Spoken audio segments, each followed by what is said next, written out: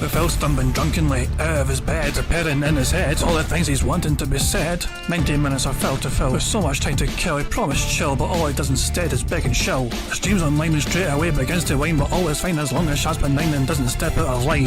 His content's immature for all to endure like fresh manure, but I feel sure he ran straight to feeling so insecure.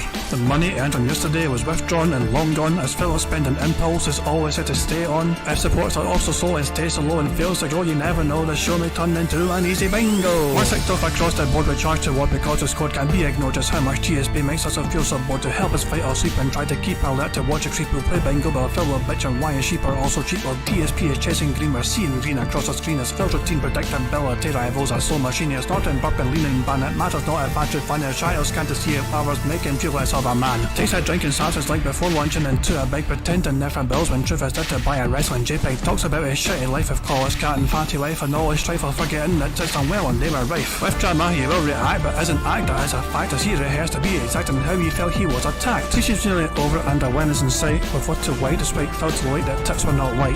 We'll say alright it is okay and now it's time for Phil to play, but first he'll say that tips will help from being off the other day. And with those words we win again, it's never if but always when the game is won. Thanks to that we made it to the very end.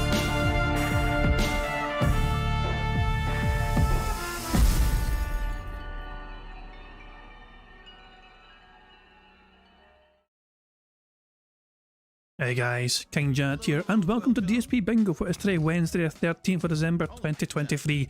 Do hope you're all doing very well indeed on this fine Wednesday as we get closer and closer to the big day where a big fat bastard comes in your chimney and gives you a bunch of presents. Hope you're enjoying your day so far. As you can see, Phil is awake and online and all that jazz. He's actually going to go to the restroom and going to begin the show very soon. And he says as well, lots to talk about on today's show. Let's see how many people show up. Lol. He's definitely hoping and praying for a big massive spike in viewership once again. Currently, he's at 178 right now. But of course, he's not properly live yet, so who knows? I mean, it's certainly strange fucking metrics he had earlier on for the first episode of Baldur's Gate 3. The first show of it. So, I mean, who knows what will happen again? Will Phil get viewbotted? Will I have people get sent to him? Who fucking knows? But a couple of interesting things to go over before we go anywhere else and start the bingo and all that jazz. First of all, big ups to the mad lad of Vega. He's currently streaming right now as well. So if you guys want to show him some love as well, you know, feel free to. You know, he's always a very fun person to have on the bingo, and he can be on the bingo as well. You know what I mean? It's always fun to derail him as well in his own bingo antics. I derailed him myself earlier on. I can highly recommend derailing him. It's always a good time, you know what I mean? But yeah, big ups to Vega as well, who's doing a rare stream during this time of day. Usually be too busy for doing these kind of things or whatever, but he's there you go. And I don't know if he's the only one. I'm not sure who else is streaming, but I've been watching Vega stream while preparing my own bingo stream. So yeah, I'm always about trying to support all these other detractors as they try to entertain everyone, you know what I mean? So there we go. If you want a break from my random angry Scottish rant and whatever, you've always got a Vega on standby to mock and bully if you so choose to do so. Phil had an interesting segment on before he started his stream last night. So before he started the night stream, he talked about how he now can gift memberships to his audience. Now, before you start thinking, oh wow, Phil's going to spend money and be kind to his audience, no. It is not that straightforward. This is, yeah, you need to hear it for yourself to understand the situation, but this is Phil explaining how he can gift memberships to his audience. So, what's up guys? How are you tonight? I know that we don't have any people here. We'll probably have more people in like 20 minutes when the gameplay starts, right? Are you ready to hear about my discovery? Something that I literally just discovered during the break. So, are you ready for this? Listen to this. Ever since I came over here to YouTube, okay, people have asked me, would I ever, like, for example, give out gifted memberships to the chat? And I explained to everyone I can't do that. Like, when you're a content creator on YouTube or a streamer on YouTube, you can't gift yourself anything. Like, you have to understand that a super chat, a gifted membership, that benefits me because I make money when I do those, right? Or when I get those, I should say. So I couldn't just gift memberships out because that would essentially be like money laundering in a way. Like, it would be me putting money into something to just have it come back to me. And I'm sure if that happens, there's rules and regulations and laws and things, so they don't allow that.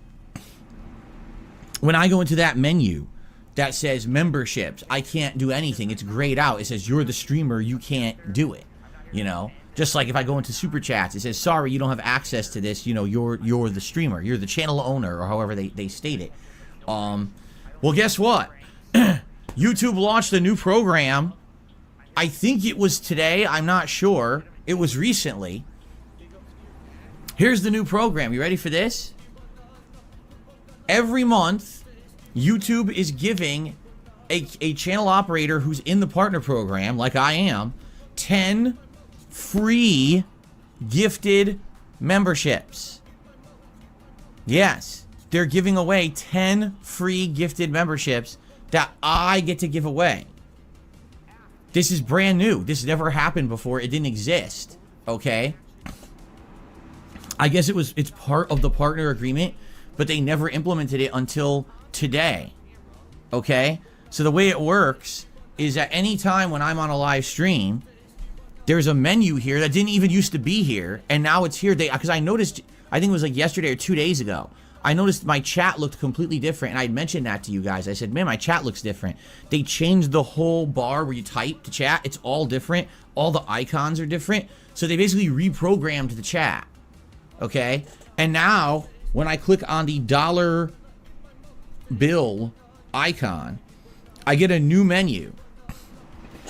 And the menu says super stickers, super chats, memberships, and gifted memberships. If I click on super stickers, it shows me all the different super stickers. I didn't used to be able to see that. They used to be blocked. Now I can see all those levels of super stickers that you guys can send. I can actually see them ahead of time. When I click on, it goes away if I close it, super chat, basically it shows, you know, you can send a super chat or whatever. Now it doesn't work because you can't send one to yourself, but it's there, okay? When I click on membership, it doesn't work at all. It's blocked. It's a blocked menu item that I can't click on. But now there's a new one that says membership gifting, and I never had this menu option before. And if I click on this, it says gift membership to viewers. The memberships you gift will be publicly announced. Lucky recipients selected by YouTube get 1 month of access to perks from the standard supporter level. And it says right here, you as the streamer, you can gift free of charge 10 memberships a month. I get 10 free memberships to gift in a month. Boom. Member and you have to bomb. gift them in increments of 5. My biggest fans are idiots. Okay? I can't just gift 1. I have to give 5 and then gift another 5. So it's actually right here. Sorry, jeez, I didn't expect that, sorry. Thank you very much to D-Dog for gifting a bunch of memberships to you guys. So congratulations to the following people. Born to Hand Jive, Redneck Ogre, Aussie's Game Room, Wally Wonka, and finally, The Fox. Congratulations to all those guys for receiving a gifted membership. So thank you very much, D-Dog, for your kind gifting of memberships. No more excuses, all right? Because the bottom line is people are like, Phil's not engaged in his commentary, and Phil's commentary is. Are you gonna play YouTube? YouTube, hello. Bullshit. I'm loving this game. I'm voice acting. YouTube? On everything that's going on actively. Bullshit. I call massive. You wanna play? The option is literally right here, gift 5 now. If I wanted to gift 5 memberships to viewers on this late stream, I could do that. Okay? And I can do it twice a month, and I read the terms and conditions. Now, how did I know about this? Because they made a post about it on X. I didn't know about this because they sent an email. I didn't know about this because there was a pop-up on my YouTube studio dashboard, which they do all the time. There was nothing there. There was no alert anywhere. No, this is a bit annoying. The video's been a bit strange today. In the chat or anywhere here. He's not live yet. They literally posted it on fucking X. Why did you... The fuck is going on with this shit? Hold on. We'll do 360p for the sun bitch and see if that fucking improves things. Everything was going very smoothly until until I fucking started this shit. What the hell's going on now? Yeah, YouTube's just been a bit funny, it seems. I don't know what the fuck's going on. Basically, Phil can gift 10 members a month now for free. That was a fucking that was a keyword there. For free. If I had to spend money to fucking do it, he wouldn't fucking do it, of course. But because it's fucking letting him do it for fucking free, because he's a fucking YouTube partner, he's like, oh great, I can be kind to my audience, and it doesn't cost me a fucking penny. Wow. It's, yeah, what the fuck? What the hell's going on with this fucking video? Hold on, I'll just refresh the fucking thing. So... Look, it's going back to the fucking start. Where were we? Here, for fucking 4 minutes in or something. And it doesn't want to. Fuck off. Never mind the fucking video then. Anyway, yeah. Phil was... I don't know why the fucking video's no one. That video, by the way, was Mr. Hoof on good old YouTube. And Phil's ready to begin. So, okay, let's just brace ourselves to fucking begin. Let's get all set up for the bingo. And as I say that, of course, it... struggles to fucking load the stream. What the it's infuriating. Is it gonna be one of those days where YouTube's being a bastard? Who fucking knows? Anyway, I need a bingo number. Give me a second here. I had to clear my throat there. I need a random number from the audience. The first number in chat I see will rise for today's bingo antics. See, people are spamming numbers early, so I don't know if I should trust the early numbers being spammed. You know what, so, from, hold on, let me think.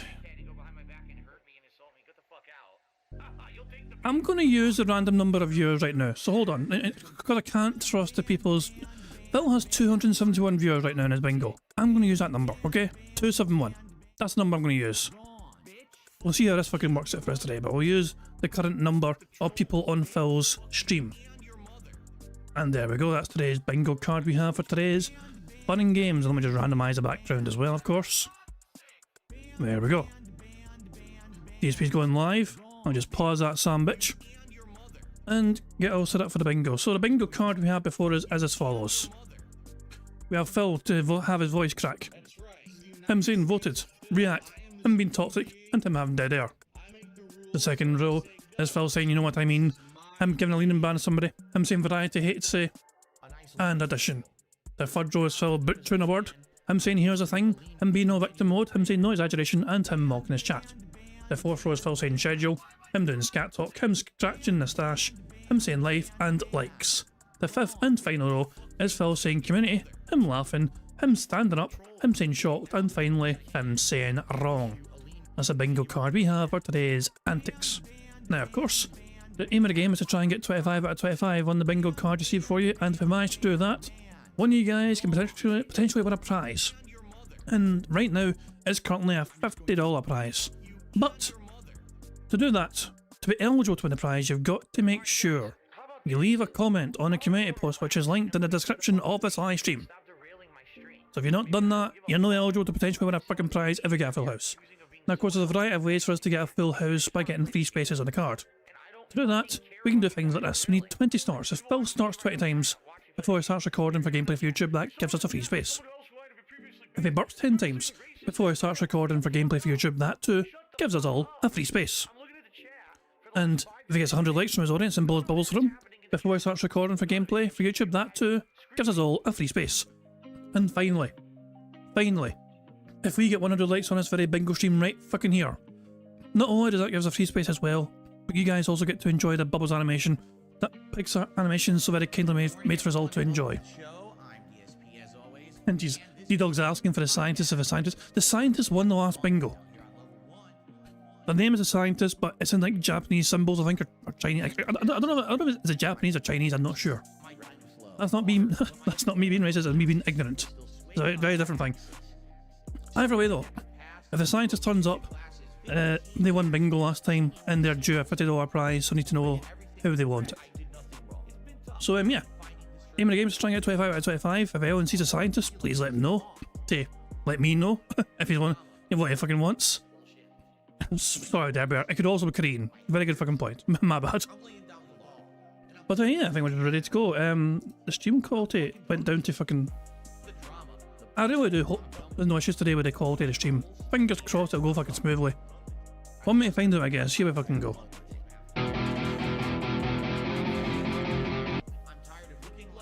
That's a good fucking start. 2 seconds into fucking playing a video, it does that. I have a feeling that YouTube's been a bit fucking problematic today. I'm not sure how you guys are faring with my own stream. Is it going alright for you guys, YouTube, or is it just YouTube being fucking weird? Jesus, that fucking screen goes fucking black. This is it's fine for you guys, so it's just fucking me then. Shite. I could just... Okay, what I'm gonna do... I'm gonna do... I'm just gonna close the window. Give me a second, guys. Like, give me a second here. So, I'm gonna relaunch new one. Just bear with me here, bear with me. I'm just relaunching Chrome, essentially. And I'm hoping that'll sort it all out. So, just, bear with me here. And, where was... we should be here. Shut up, bitch. I was fucking trying to talk. So he went live like 5 minutes ago. Not even 5 minutes ago. Round about here, and had a short intro as well. So there we go. We'll start fucking right here. And hopefully this will fucking go to plan. Hopefully it goes smoothly. But it's... Yeah, I'm a bit worried and a bit concerned that YouTube doesn't want to fucking behave itself today. For some people it's skipping. For some people YouTube is kind of skipping for people. So yeah, I mean... It might not just be me then, who knows, but I'll do the best I can regardless, so... Fingers crossed it wants to fucking behave itself. Here we go. Good morning, everyone. It's...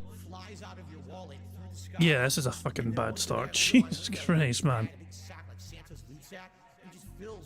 apparently YouTube's been broken since yesterday. Like, counting needs to be refreshed, and the dollars is going on and off. For fuck's sake. And it's just. I was watching YouTube earlier on, and it's fucking fine. I was watching a Vega stream earlier on, and it's fucking fine. But for whatever reason, we're having problems right now. Let me go to the lowest possible quality and see if that's got anything to do with it. But yeah, this might be a problem. It's a brand new Chrome window. When I went and relaunch fucking Chrome, might need to try a different browser. Wait, 144p. Let's see if it behaves. Good morning, everyone. It's my final consecutive streaming day of the week, and on today's show, we've got a lot to talk about, including some game news and interesting tidbits here and there, but also, both Xbox and PlayStation have hypnosis. Yeah, it doesn't want to fucking play for longer than like 10 or 15 fucking seconds before it just freaks the fuck out. I have one more thing I can try, but I don't really want to fucking do it.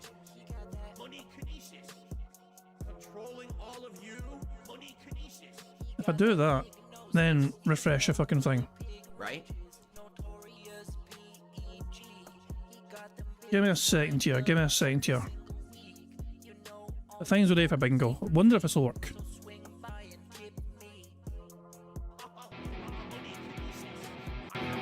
Let's see if this works.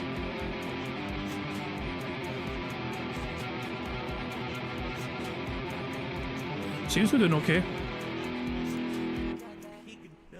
Good morning, everyone. It's my final consecutive streaming day of the week, and on today's show, we've got a lot to talk about, including some game news and interesting tidbits here and there, but also, both Xbox and PlayStation have released their year-end roundups to summarize how you played on each console this year, and we'll be going over that. Some interesting statistics there in regards to myself and DSP Gaming. Of course, today is also my second session ever of Baldur's Gate 3. See how that goes. All this and more on today's Level 1 podcast. So it seems to be fucking doing okay now. I know Phil seems a bit low. I don't know why Phil sounds so low. It's, I've not changed anything in my end. So the only thing I changed there to try and get things to play smoothly was I turned off my ad blocker, uBlock Origin. I disabled it currently, temporarily, and now it seems to be fucking behaving itself perfectly fucking fine. I don't know why, but yeah, I currently disabled my ad blocker and it now seems to be fine.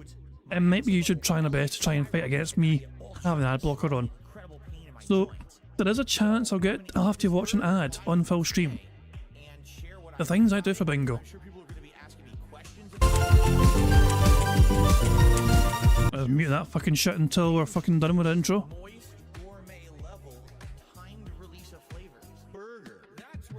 Anyway. Even the games to try and win bingo. Fingers crossed, here we fucking go.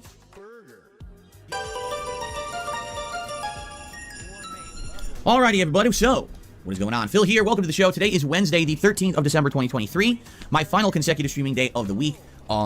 Pretty good week, admittedly. Next week will be very interesting because next week is the lead up and or the build up to the Christmas week. So I'm excited. You know, this week was a good one with variety of content. And starting with Baldur's Gate 3, obviously, and also maybe determining some things that's going to happen to fighting games in the near future. Continuing on with other awesome chill plays. We need to change the bingo background. Give me a second here. The bingo background needs to get changed because we had this one very recently. We need a randomized bingo background because we had this one very recently. So let's just cycle it again. We had that one kind of recently as well. That's like an old classic B43 one. We'll have this one. We'll have this one. Here we go. This is the bingo background then. Is content on the card today? No, it's not, but a variety was. So cool. Right, anyway. Fingers fucking crossed. Anyway, let's get on with the bingo and hopefully it'll fucking behave itself. And the like, so a good week overall, and I'm excited for the final day today. It should be a good mix. My hair, look at this piece of hair. It won't obey. Very rude. So, season's greetings, of course, and I hope that you're all doing well. Remember that tomorrow is my day off from streaming, my one day off a week, where I run a million errands. We actually have more appointments and things that we need to do tomorrow. We're literally hoping to just get it all done fast because we want a relaxing day. We haven't had one in several weeks. Looks like maybe next week will be more like that, but it's just gonna be wild, and I am ready for it, okay? But in the meantime, we still got today, which is a doozy of a day, which I'm excited for. Before we get to today, just so you guys know, yesterday was not a super crazy day. Actually, yesterday was a good break after the zaniness that was Monday, because on Monday we had the premiere of Baldur's Gate 3 and all that came with it, plus a very hectic, stressful, sadly, I would say, a disappointing night of Street Fighter 6. And so after all of that stress and stuff, it was very nice yesterday to have a normal day. We did a RoboCop Rogue City on the first stream, and Like a Dragon Gaiden on the late stream. And between the two streams, it was very relaxing. We had good progress in each game. Both side content and story elements advanced. Lots of interaction with the chat. It was a good day for that, you know. But today, we're back on track with Baldur's Gate 3, which obviously is going to be interesting to see how day 2 goes. Because here's the thing.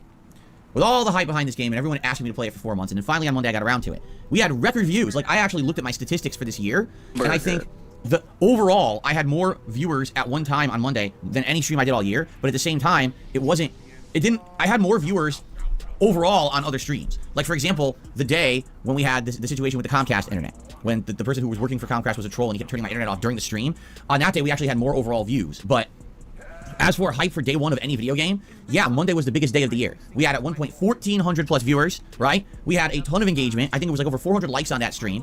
Obviously, a ridiculous amount of support for everything. Gifted memberships, super chats, tips, everything was wild. And obviously, I'm very appreciative for that. Thank you so very much, obviously, for a very great start. Now, the true test of any game is not its premiere stream. It is how it has longevity. Yes, there was the gimmick of wanting to see me play Baldur's Gate 3 for the very first time. But that was just a stream of me creating my character and essentially getting into the intro of the game. I mean, we didn't even really do a real fight. I got into one real fight, and then the game essentially not only killed me after the fight, but then crashed, and I had to restart everything, and now we gotta do the whole fight over, right? So, really, as of today, this will be the first stream where I'm actually getting into the real game. And this will be an interesting test for a couple of reasons. Number one, once I have a full party, a real party, and I'm using them in combat and various things in the game, well, I like it, right?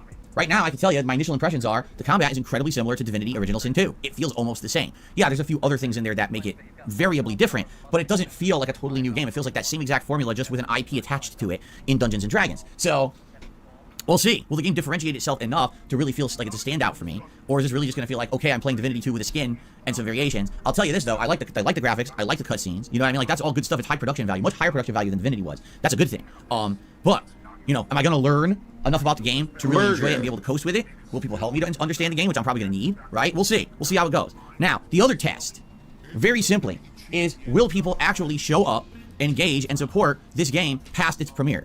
Because the gimmick of seeing me play Game of the Year after resisting playing it for 4 months is over already. You already saw me play it for 3 hours. Those initial videos are out, and people have seen them if they wanted to see them. For 2 days, they've been live. And now, will people come back? That is the true question. Because here's the thing. That's kind of what happens with certain games, and in particular with a game like this, being that it's a lengthy, drawn-out, slow-paced, turn-based RPG. I know for a fact that typically these kind of games do not resonate with my audience, and that's a shame because I love them. Like, I love turn-based RPG. I've played so many of them over the years. I grew up playing them in the 1990s. I absolutely had so much fun with RPGs in my lifetime. They're definitely one of my favorite genres. But every time that I play an RPG, I always see declined viewership, declined engagement, and declined support, and people saying, oh, it's just not interesting. It is definitely a disconnect between myself and my core audience, where not everyone likes RPGs. Luckily, that's not the entire audience. There is a group of my viewers that do like RPGs just like me. It's just a smaller group. So traditionally, playing a game like this, you know what I'm saying? It's a question of, will people actually show up, or will they just say, hey, I love the game, tuned into your premiere stream, and now all of a sudden, dramatic drop-off, right? Do you really think we're going to get 1,400 viewers today? Already. Take a look at today's podcast. Right now, we're at 400 viewers. We had over 1,000 for Monday. Why?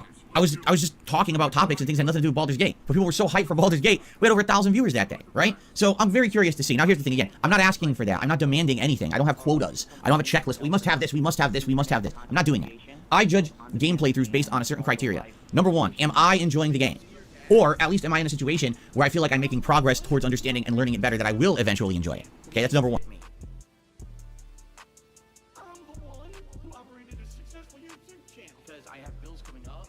Ruh-roh. Well, that worked for a while, but now what? Why you stop YouTube? Why? Number two is the audience. Oh, for fuck's sake. So it kind of refreshed the fucking thing, and then it fucking went to very quiet again. Ah, for fuck's sake, this fucking stream. Thank you very much to Logan K popping their membership little message by saying, translation, keep tipping on a game gets sent to ban world. Quite accurate indeed actually. It's hard to fucking deny that. Every game needs to fucking meet a set requirement of contributions or it gets yeeted to the Shadow Realm. Let's see if I can get this shit fixed. Why don't you play? Play, you bastard. Look like I can lower the quality.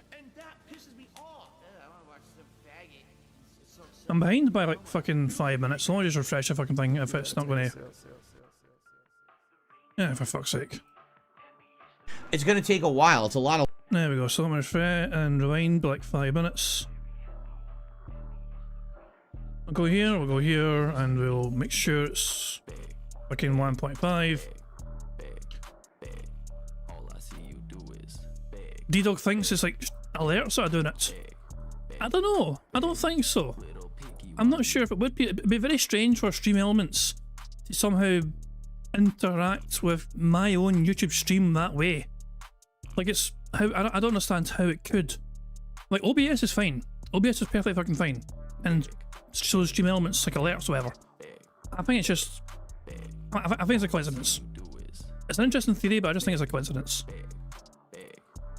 I don't have a checklist. We must have this. We must have this. We must have this. I'm not doing that. I judge game playthroughs based on a certain criteria. Number one, am I enjoying the game? Or at least am I in a situation where I feel like I'm making progress towards understanding and learning it better that I will eventually enjoy it? Okay, that's number one. Number two, is the audience enjoying the game?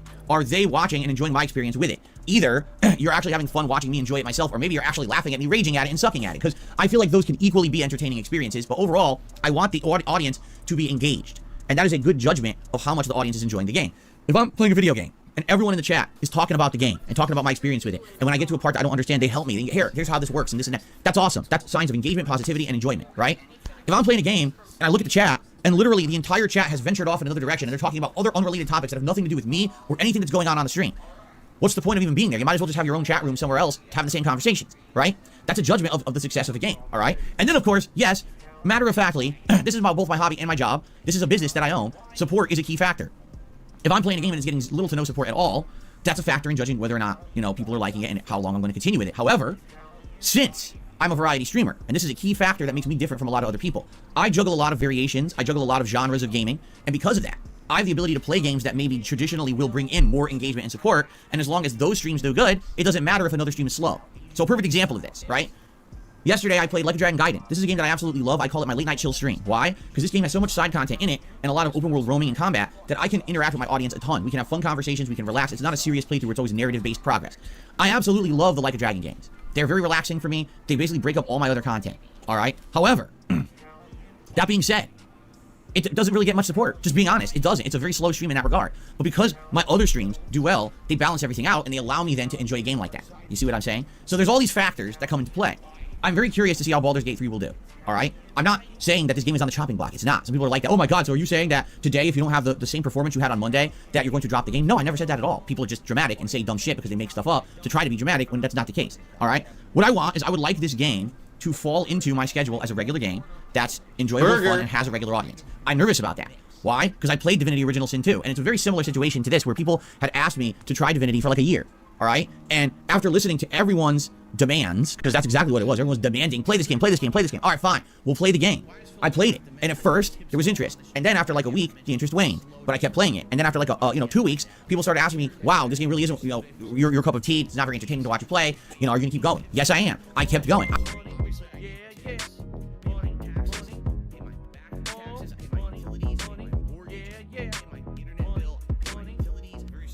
Thank you very much, D-Dog, for the super chat. Who says, seeing if this freezes the stream. I'm not sure if it is going to freeze the stream. You better send a whole bunch more just in case. I am, of course, kidding on. Was that Phil mocking his chat? I would say so. Let's take off Mock's chat. Burger. There we go.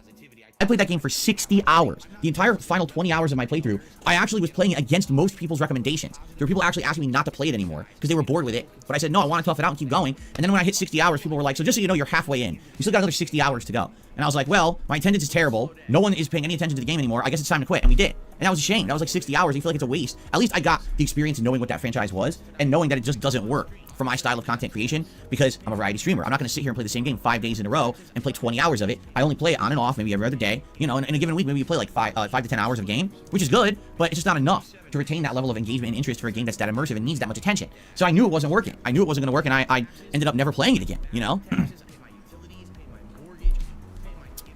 So already seeing how Divinity has happened, right? How that worked.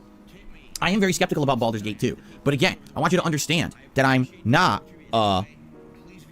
absolutely not going to be judging this game unfairly. I'm going to approach it with a positive attitude, just like I did that first stream. I just want to see how it does. I want to see if it's good. So far, it's all right. I'm not in love with it, but I don't hate it. I like certain things about it. All right, we'll see as I continue on. I feel like the learning curve for me is learning all the nuances, right? If you want to light something on fire, you have to target the floor.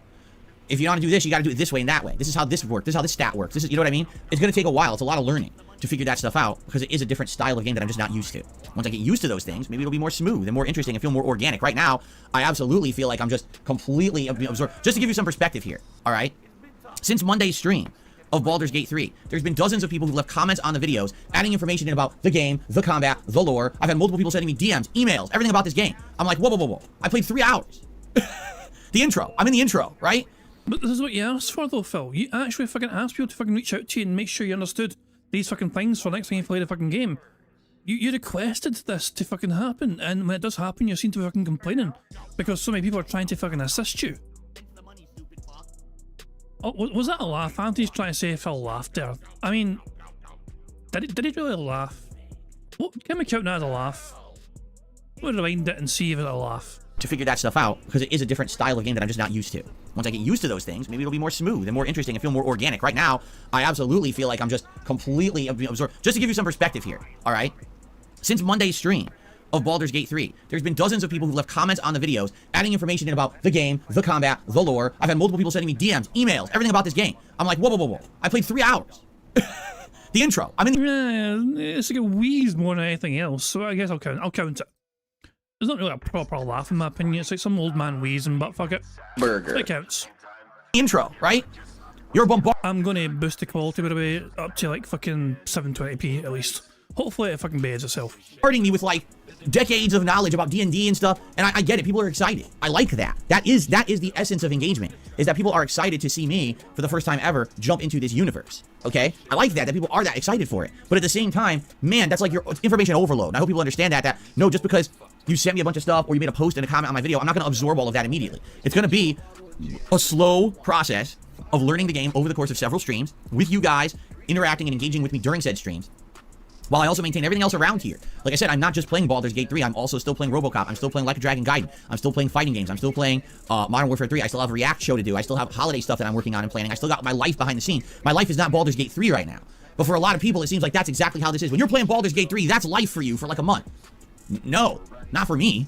I got everything else going on too. I'm happy to jump into it and explore it and enjoy it at the pace of playing it on the stream, if you understand, all right? Just like yesterday, you know, when I addressed the elephant in the room, that people were yelling at me that I didn't change my entire schedule to just keep playing Baldur's Gate 3 because the first stream did so well. And I was like, that's not how you maintain a successful business or following on the internet. Just because something is popular today doesn't mean it's going to be popular tomorrow. Eventually the gimmick's going to wear out. You don't disappoint everyone else who you've been, you know, working with for how many years? 15? Just to drop everything at a moment's notice because one game is being popular for now. Like, that's ridiculous. I'd piss off so many people if I did that. I am a variety creator. But a lot of people don't get that. Well, you're playing the popular game. Every other content creator would just drop everything and just play the popular game nonstop. Well, that's because that's them and I'm me, and I'm very different from them. How people haven't figured that out in 15 years, I don't know. I really don't understand that. But anyway, I'm excited. Let's see how today goes. Certainly, like I said, I don't believe today's going to be anywhere near as crazy hype as Monday was. But if we can have a solid stream of people hanging out, enjoying, engaging, trying to help me with the game to understand it, you know, and it's just a good stream overall, then I don't mind having this part of my rotation for the long term. I am planning on that. Like, just so you guys know, that's essentially what I'm kind of planning on. I want to have this be a part of my streams for the next month or so, until big new releases start coming out in January. And I'm okay with that. You know what I mean? Like, when January hits, if we need to play this less or put this on the back burner so that I can play new games, that's fine, and then we can always come back to it. It is a lengthy RPG. It's not going anywhere, right? I'm excited to see where my journey will lead in the next month, and that hopefully you guys will join me for that journey. And, you know, maybe, the way I see it, there's 3 outcomes. Outcome number 1, sadly, this just becomes another Divinity 2, where we play it for a while, and it ends up being not my cup of tea, not your cup of tea, and everyone says stop playing it, and I do, and it's kind of a failed experiment. I would hope that's not the case, okay? Number 2, it could be the complete polar opposite. I end up being a fan of this style of game, and you guys love the playthrough so much that this now maybe changes all of my content, and this becomes something that I would want to adopt and play. For example, games like the Persona franchise, games like the Yakuza or Like a Dragon franchise. Those are games I never even knew existed. You guys convinced me to try them. At first, I was hesitant. When I finally tried them, I was like, oh my god, they turned out really well and have now become a staple part of my content all the time, and I'm very happy whenever a new one of those games come out. Maybe that'll happen, right? Or maybe we'll land somewhere in the middle, where the game's good, but it's not my favorite, but at the same time it's good. It's something great that you guys enjoy, maybe every once in a while. You know, it'll be good. You know, that's what I see. Like, I think that there'll be land somewhere in the middle. All right, if it does, I'd be happy. Okay, I don't have these crazy aspirations that this will be my biggest playthrough of all time, and people will absolutely be in love with this playthrough every moment. At the same time, I'm not going into it negatively with the intention that, oh, I can't wait to just stop playing it. That's ridiculous. You know, every game I play, I hope for the best. I want it to be something good. I want it to be something fun, engaging, and entertaining for all of us, right? So, and by the way, I don't get it. I'm trying to be as reasonable and matter of fact with people And there's people complaining in the chat, so just leave. Seriously. If you just want to, just leave. If you have an issue with the way that I do streams, with the way that I make content, why are you here? Do you think that I'm going to just completely change my business for you because you want to see Baldur's Gate 3 constantly? You think, hold on, should I pull down Larian's pants and start kissing their butt cheeks? And say it's the best game ever made because I played 3 hours of it? Like, what are you expecting exactly? Seriously. I just don't get it. I don't get, you can't please people. Last night, I'm playing Like a Dragon Gaiden. Okay? Now, you guys have seen my first stream of Baldur's Gate 3, correct? You've seen the first 3 hours, you've seen everything that happened during it. I thought it was a pretty good stream. I thought it was funny. That ending was hilarious, right? The comedy of errors, the game crashing. It was really funny. Someone tipped me $5. And then during the tip, here's what they said. I'm not kidding you. Just listen to this. All right, I'm not going to read it word for word, but I'm going to paraphrase. So I just want you to let you know, I'm a new viewer that came by to watch your Baldur's Gate 3 playthrough. Well, I feel like you're treating the game unfairly because you're treating it very differently and to a higher standard than all of the games that you play. Therefore, I just wanted to let you know I appreciate your first stream, so here's a $5 tip. You've lost a viewer. Goodbye. Anywhere in my first stream did I judge the game unfairly? Did I ever say, wow, this game's unfair, this game sucks, this game is terrible, this, you know, what is he talking about? Or she, I don't know, it was an anonymous tip. What the hell are they talking about? But you understand, like, seriously, just because I didn't decide to drop everything to play Baldur's Gate 3 nonstop, I guess that pisses people off. So because I operate a business, a successful business of variety, and I decided to add Baldur's Gate 3 into that schedule, per your big request, I've listened to them for 4 months and finally said, now's the time it fits in. And I played a 3-hour stream and I didn't immediately decide to clear my entire business schedule to accommodate this game to be played nonstop. I'm being unfair to the game. No, what I think it is that there's just too many people who are so obsessed with this game that they just don't understand that other people aren't like them. I don't obsess over the game I play, right? I get it. It's an immersive RPG. You want to be absorbed into the world and the lore and the gameplay mechanics. And maybe for you, that's what you do when you play a game, and that's fine. That's perfectly fine. I'm not even going to say that I've never done that before. I absolutely have. But that was before I was a streamer. That was before I was a creator. That was before I was making variety of stuff. You know, I'm not going to become someone who's a one-minded gamer. I'm not the Baldur's Gate 3 streamer now for 3 weeks. So I have no idea where people come from with these kind of judgments and things that they say. You know, it seems like for some people, it doesn't matter at all how I act, what I play, what I do, okay? No matter what I do, people are going to be upset. It's never good enough, right? So all I can say is I'm going to cover the game how I like, how I'm comfortable. And if you're not comfortable with that, fair enough. Thanks for trying it. Move on. Please don't linger. If you're going to be here just to be negative and crap on stuff and say, Phil's playthrough sucks, Phil sucks, this and that, we don't need you here. You know, this is a different kind of stream community. It really is. It's always been that way. People don't seem to get that. That DSP Gaming is not every other YouTube channel, every other Twitch channel, every other streamer. The things that happen around here are quite different from what you're probably used to from other channels, right? Just take a quick look. Can you tell me another channel looks like this? Right? Minimalist. On purpose. Minimalist. Because I don't want intrusive stuff, because I want things to be so different. You know? I want people to enjoy. Are you for real? Minimalist? Are you shitting me? This is minimalist, apparently. This fucking layout here. Well, we can get rid of my fucking me thing at the bottom there. This is minimalist. There's a whole bunch of crap behind them, LED lights as well as a big ass fucking obtrusive border in the fucking way. This is minimalist, apparently. Who is he kidding on with a fucking minimalist? Does he even understand what the word means? Holy shit, Phil. Sit back, relax, have a good time, but not have to be inundated with a bunch of crap, right? That's one of the big things. That's different. And I hope you understand that. Like, if I was all about the money, which is hilariously what all my haters say, wouldn't I have immediately just played Baldur's Gate 3 all week after that first stream?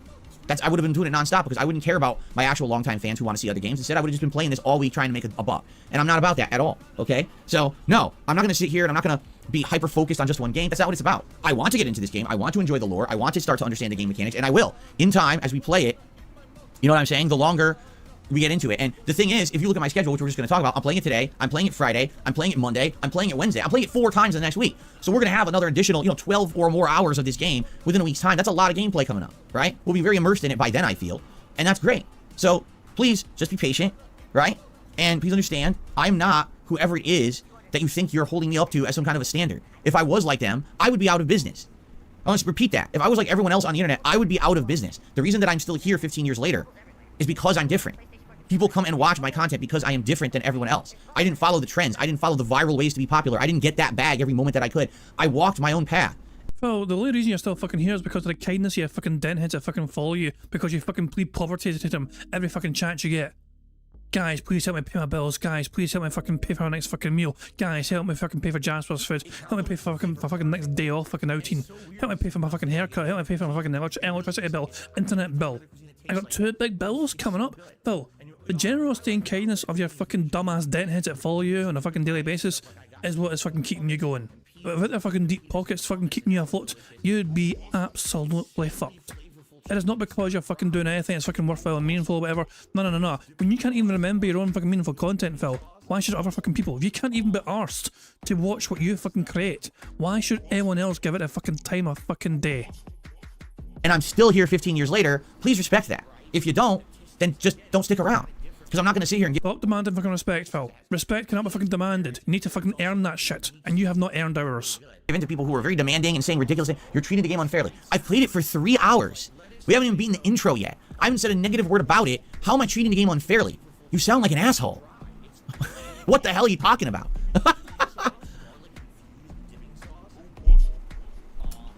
Okay, I'm gonna open my window now because it's getting very stuffy in here. I had to close it because there were landscapers going by. They're probably gonna come back, but I do need some fresh air, so bear with me for a second. Burger.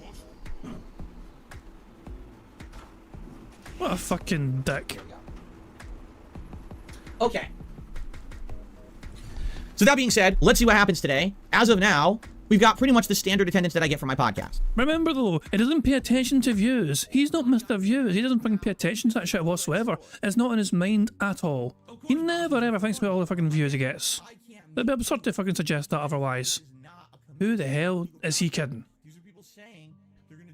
Also, oh, Jesus Christ, man. So hold on. I was checking fucking Twitter there, just very quickly there. DSP reacts is wild. His fucking smug ass grin face next to the fucking Kennedy assassination. Who made that? Nerd Brew, of course it's fucking Nerd Brew. It's also him that's got the fucking bingo background today, fucking Nerd Brew. In case you're wondering who created that fucking picture we got in the background there, that's a Nerd Brew creation right there we have in the background of the bingo board. Anyway, get on with the show. So I'm not complaining. Let's see how it goes, okay? Hopefully you guys will stick around when I begin with the game. So, yes, more Baldur's Gate 3 today on the first stream. I'm excited for it. And then tonight on the late stream, we're going to be doing some Call of Duty Modern Warfare 3. However, I don't know what we're doing. I've been asking you guys all week what you would be more interested in. And I haven't really gotten much feedback. So the options are we could do standard multiplayer, which would be team deathmatch, kill confirm, domination, maybe some free-for-all. The game has 2 new maps that they've added. We've only seen one of them so far, Greece, and only once. We didn't even see the other one that's called Meat or whatever. Or we could do Battle Royale Warzone, which I've played 2 sessions of so far. Last time around when I played Warzone, my god, I did so good. I actually got 3rd place. I arguably should have done better because I was standing directly in front of someone with my gun to their forehead, shooting bullets into their face, and the game said, oh no, he shot you first. Even though on my screen, I clearly headshotted the guy about 10 times. The game didn't care because the connection sucks and gave him the kill. So, you know, we'll see. We shall absolutely see what happens tonight on that stream. It seems like right now, people seem to want to see more Warzone. They want more Warzone Battle Royale, okay? All right, fair enough. I'm down for that. I like the Battle Royale because we get a chance to kind of interact and talk a little bit while I play it. So we'll see how that goes. All right, maybe we'll do that tonight. Cool. All right, and then I'm off from streaming tomorrow, as I've already explained. Tomorrow's my day off. I have a million things to do tomorrow. Another insanely busy day. Grocery shopping, appointments, running errands, all kinds of crazy stuff. I'll be out and about all day long in that crazy holiday traffic. It's going to suck. But what can you do? Hopefully I can get home on the earlier side, and then my wife and I can have some time to relax together, which would be nice. So we'll hope for the best. And then, on Friday, when I return back, it'll be more Baldur's Gate 3 on the daytime stream. And then Friday night's late stream will be Friday Night Fights, where we're going to basically give Street Fighter 6 a last hurrah chance. What do I mean by that? Well, basically what's happened in Street Fighter 6 is the following. I pick a character. I start learning that character. I start doing well with said character. So I play in casual matches, then I go to ranked. I start playing ranked matches. I start to level up. I start to get even better. I start to win, get win streaks, do well. And then essentially what eventually happens is I rank up to the point where you hit what's called master level in the game. No, here's what fucking happens, Phil. You have fucking skill ceiling. You fucking get as far as you fucking can before you fucking meet people that are fucking better than you at the fucking game. And you can't handle that and you can't cope with that. So all of a sudden you gotta fucking make excuses and fucking say, oh, that I'm not bad at the game, it's just other fucking people are lagging. Master level is that when you hit this level, you cannot be demoted anymore. You're just stuck up there at this upper echelon of players. The problem is, every single time now that I've hit master level with a character, immediately I notice the connections are worse. This went horribly wrong Monday night. I hit master with Dalsim immediately, the first set that I played, and then every match from the rest of the night was like massive slowdown, dropped frames, dropped inputs, and I can't play the game because I'm using one of the harder characters in the game to use, and if one thing messes up, he actually can lose the entire match because of that. It's frustrating when you're using so many streams. You know, in this case with Dalsim, I believe it was 6 to 8 streams of casual play, and then it was 3 streams of ranked play to get to the master level, only to find out when you've reached the top of the mountain. Imagine climbing Mount Everest, right? Oh my god, it's a huge achievement. I did it. And as soon as you get up there, someone runs up and kicks you straight in the crotch. That's what it feels like. Wow, I worked my ass off to get up here. Oh, thanks for the ball shot. Really appreciate that. It's like a waste of your time. Why'd you spend all that time just to get to that apex just for the game to then actually suck and play worse than the entire time you were playing to get there? It doesn't make sense. I just realised it had dead air as well. Dead air when I went to fucking open the window, open the blinds. I forgot to take off dead air, so that was my bad. I just remembered. And this is a major issue that I think Capcom needs to address. They're not addressing it at all. I don't really hear anyone talking about it. Likely because the pro Street Fighter community would never talk about something like this. Because if they did, it would expose a game that they love and they need to be popular for their own purposes. Well, you're the only one that's having this fucking problem. And it's not even a fucking problem because you're fucking trying to pretend it's something it's not. The simple truth of the matter, Phil, is that it's a skill issue. You got to a fucking high rank and you find it hard to hang at said high rank. It is a complete you problem. Most of the competitive Street Fighter community are playing on PC. The PC version of this game runs much better than the console version, meaning it has less input lag, less delay online, less dropped inputs. They've found ways to tweak the game on PC to make it run better, so they have the optimal experience. Well, I don't have a gaming rig, so I can't play Street Fighter 6 on PC. It's kind of unfair that just because people bought gaming rigs to play fighting games, they get an unfair advantage, and there's a lot of people who've done it. If you take a look, every time I play a Master Match, I'd argue 80% of the time it says cross-play, meaning I'm playing with PC players, not PS5 players. It's weird. It's a weird situation. Oh my god, not this again. This has been debunked already. This has been debunked. When it says cross-play, it doesn't just mean PC players. If I was playing on his PS5, he could be playing an Xbox player. It doesn't fucking differentiate between who's Xbox and PS5 if you're on one of the consoles. If you're on one console, and you're playing somebody that's on an, what's this fuck? Prophet debunked this. I'm pretty sure it's Prophet debunked it anyway. He debunked this a long time ago, when Phil tried to make this excuse the first time. You can actually see it on like the Street Fighter, like, the website, the fucking matches, not shit. You can see the consoles that people are on as well. And, oh, for God's sake, it's so dumb. It is so fucking dumb. Are the majority of the top players PC players? There's a good chance. The best gaming players primarily play on PC, whether it's fighting games or other kind of game. PC is generally where the better players are, often, for a lot of these games. But Jesus Christ, man, it is such fucking complimentous rate. Yeah, a bunch still use PS5. You're right. Yeah, but in terms of like gaming in general, I'm just thinking of professional gamers. Generally, they build the PC's usually top.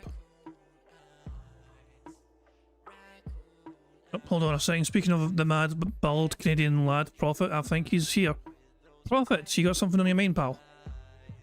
Yes, I do. Basically, the reason why the pro players play on PC is for variety. You have more options on PC than you do on console, right? And you'll have everything. You can use multiple arcade sticks, you can use multiple controllers. It doesn't matter. Whereas on console, you're limited, right? You can't use an Xbox 4 fight stick on a PlayStation 5. So, you get these people, Phil's complaining here about PC players. We know for a fact, thanks to a lot of people that have done the input lag testing, that it is the fastest is actually on PlayStation 5.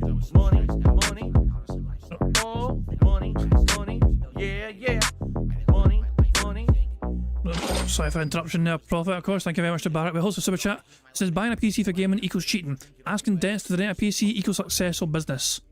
Yeah, as if Phil's going to fucking invest in his own fucking business. It's up to the fucking fans to give him a goddamn PC themselves, of their own money. Yeah, even though he has a mini PC. Yeah, and a mini PC can fucking handle it as well, of course. It isn't fucking sufferable, it really is.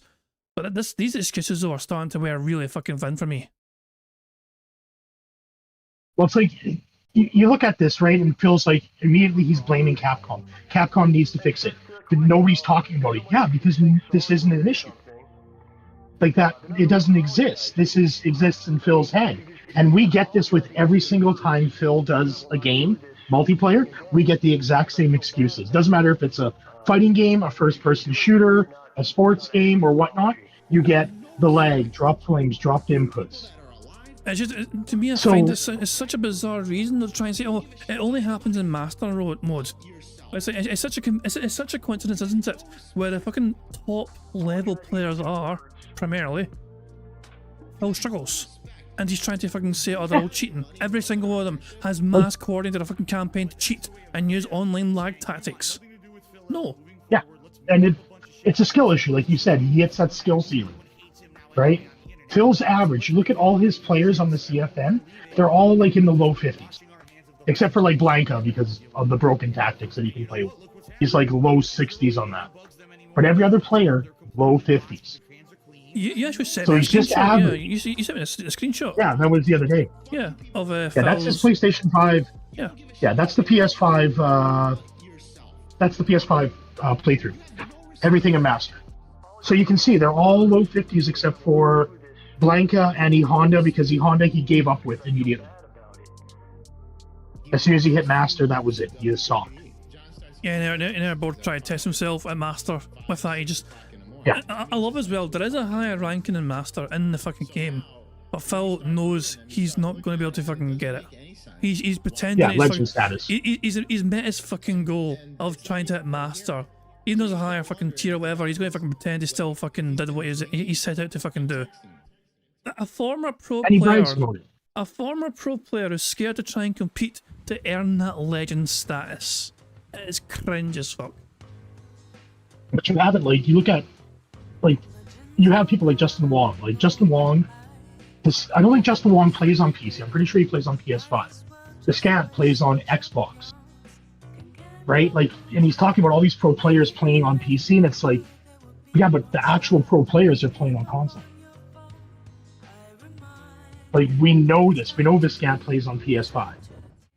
I also find it kind of Right, strange and- for the fighting games anyway. The consoles are the way they go because also for most games anyway, especially competitive games where people are competing for fucking awards and prizes and money and all that shit. Usually it's PC which is dominating that kind of market. So I always kind of find it strange that for the fighting games they stick to consoles. Yeah, but like you need to understand the reason why the pro players would stick to console rather than PC. Because when they go and play at tournaments, it's played on console. Yeah, David Anderson just said that as They well. don't play on PCs. Yeah, Justin they Wong don't play plays on PS PC at to tournaments. E3. Yeah. Yeah, it's like so. If Phil is stating that they're overclocking their polling rate for the USB so they get faster input, which actually doesn't work in Street Fighter 6. They use high refresh rate monitors, which actually don't benefit since the game is capped at 60 frames per second. So if they're using all these tactics to get better online, then when they go to the tournaments, none of that matters because they're playing a console. Big ups to Wrestle Jam for saying I'm on PC and I beat Phil up, so I guess he's right. It's good. Well done for beating Phil in fucking Street Fighter. You're one of many. Yeah, Peace is on PC as well. Is that? Yeah, Peace is 4090 and everything, and 13900K just destroyed Phil's fucking PS5. That's why. Jesus, man, it's beautiful. It's a thing of beauty. And it's the fact they can't handle and accept the fucking defeats. They spammed a move, wake up supers, random drive impact, all these excuses come out. Oh, they got lucky. Well, it's an online fucking competitive game with someone else. You've got to try and guess what they're going to fucking do. And people can guess what you're doing a lot of the time very easily because you are quite fucking part and play yourself. Well, you need to understand too that Philip is at a disadvantage. His setup, he does have an increased input latency because he's not using VRR, because he's not running at 120 hertz, because he's not using ALLM. He does have a worse input latency than even other PS5 or Xbox players down or to him PC though. players. That's not fucking someone yeah, that's forcing Phil. those. That's things that he can rectify himself very easily if he fucking set out to fucking do it. But his own incompetence is fucking holding him back, and instead he's fucking just using other It's not his excuses. incompetence. It's his refusal to put money into his business to do so. Yeah, there we go. Like, if you want to have the best gaming experience, right, Phil needs to get a new capture card. His PC's fine. You can stream at 4K 60 on that PC. I've done it with the Philgen PC. I've done it with the mini PC. Right? Phil just doesn't want to put that money, even though Windows 10 would be a free upgrade.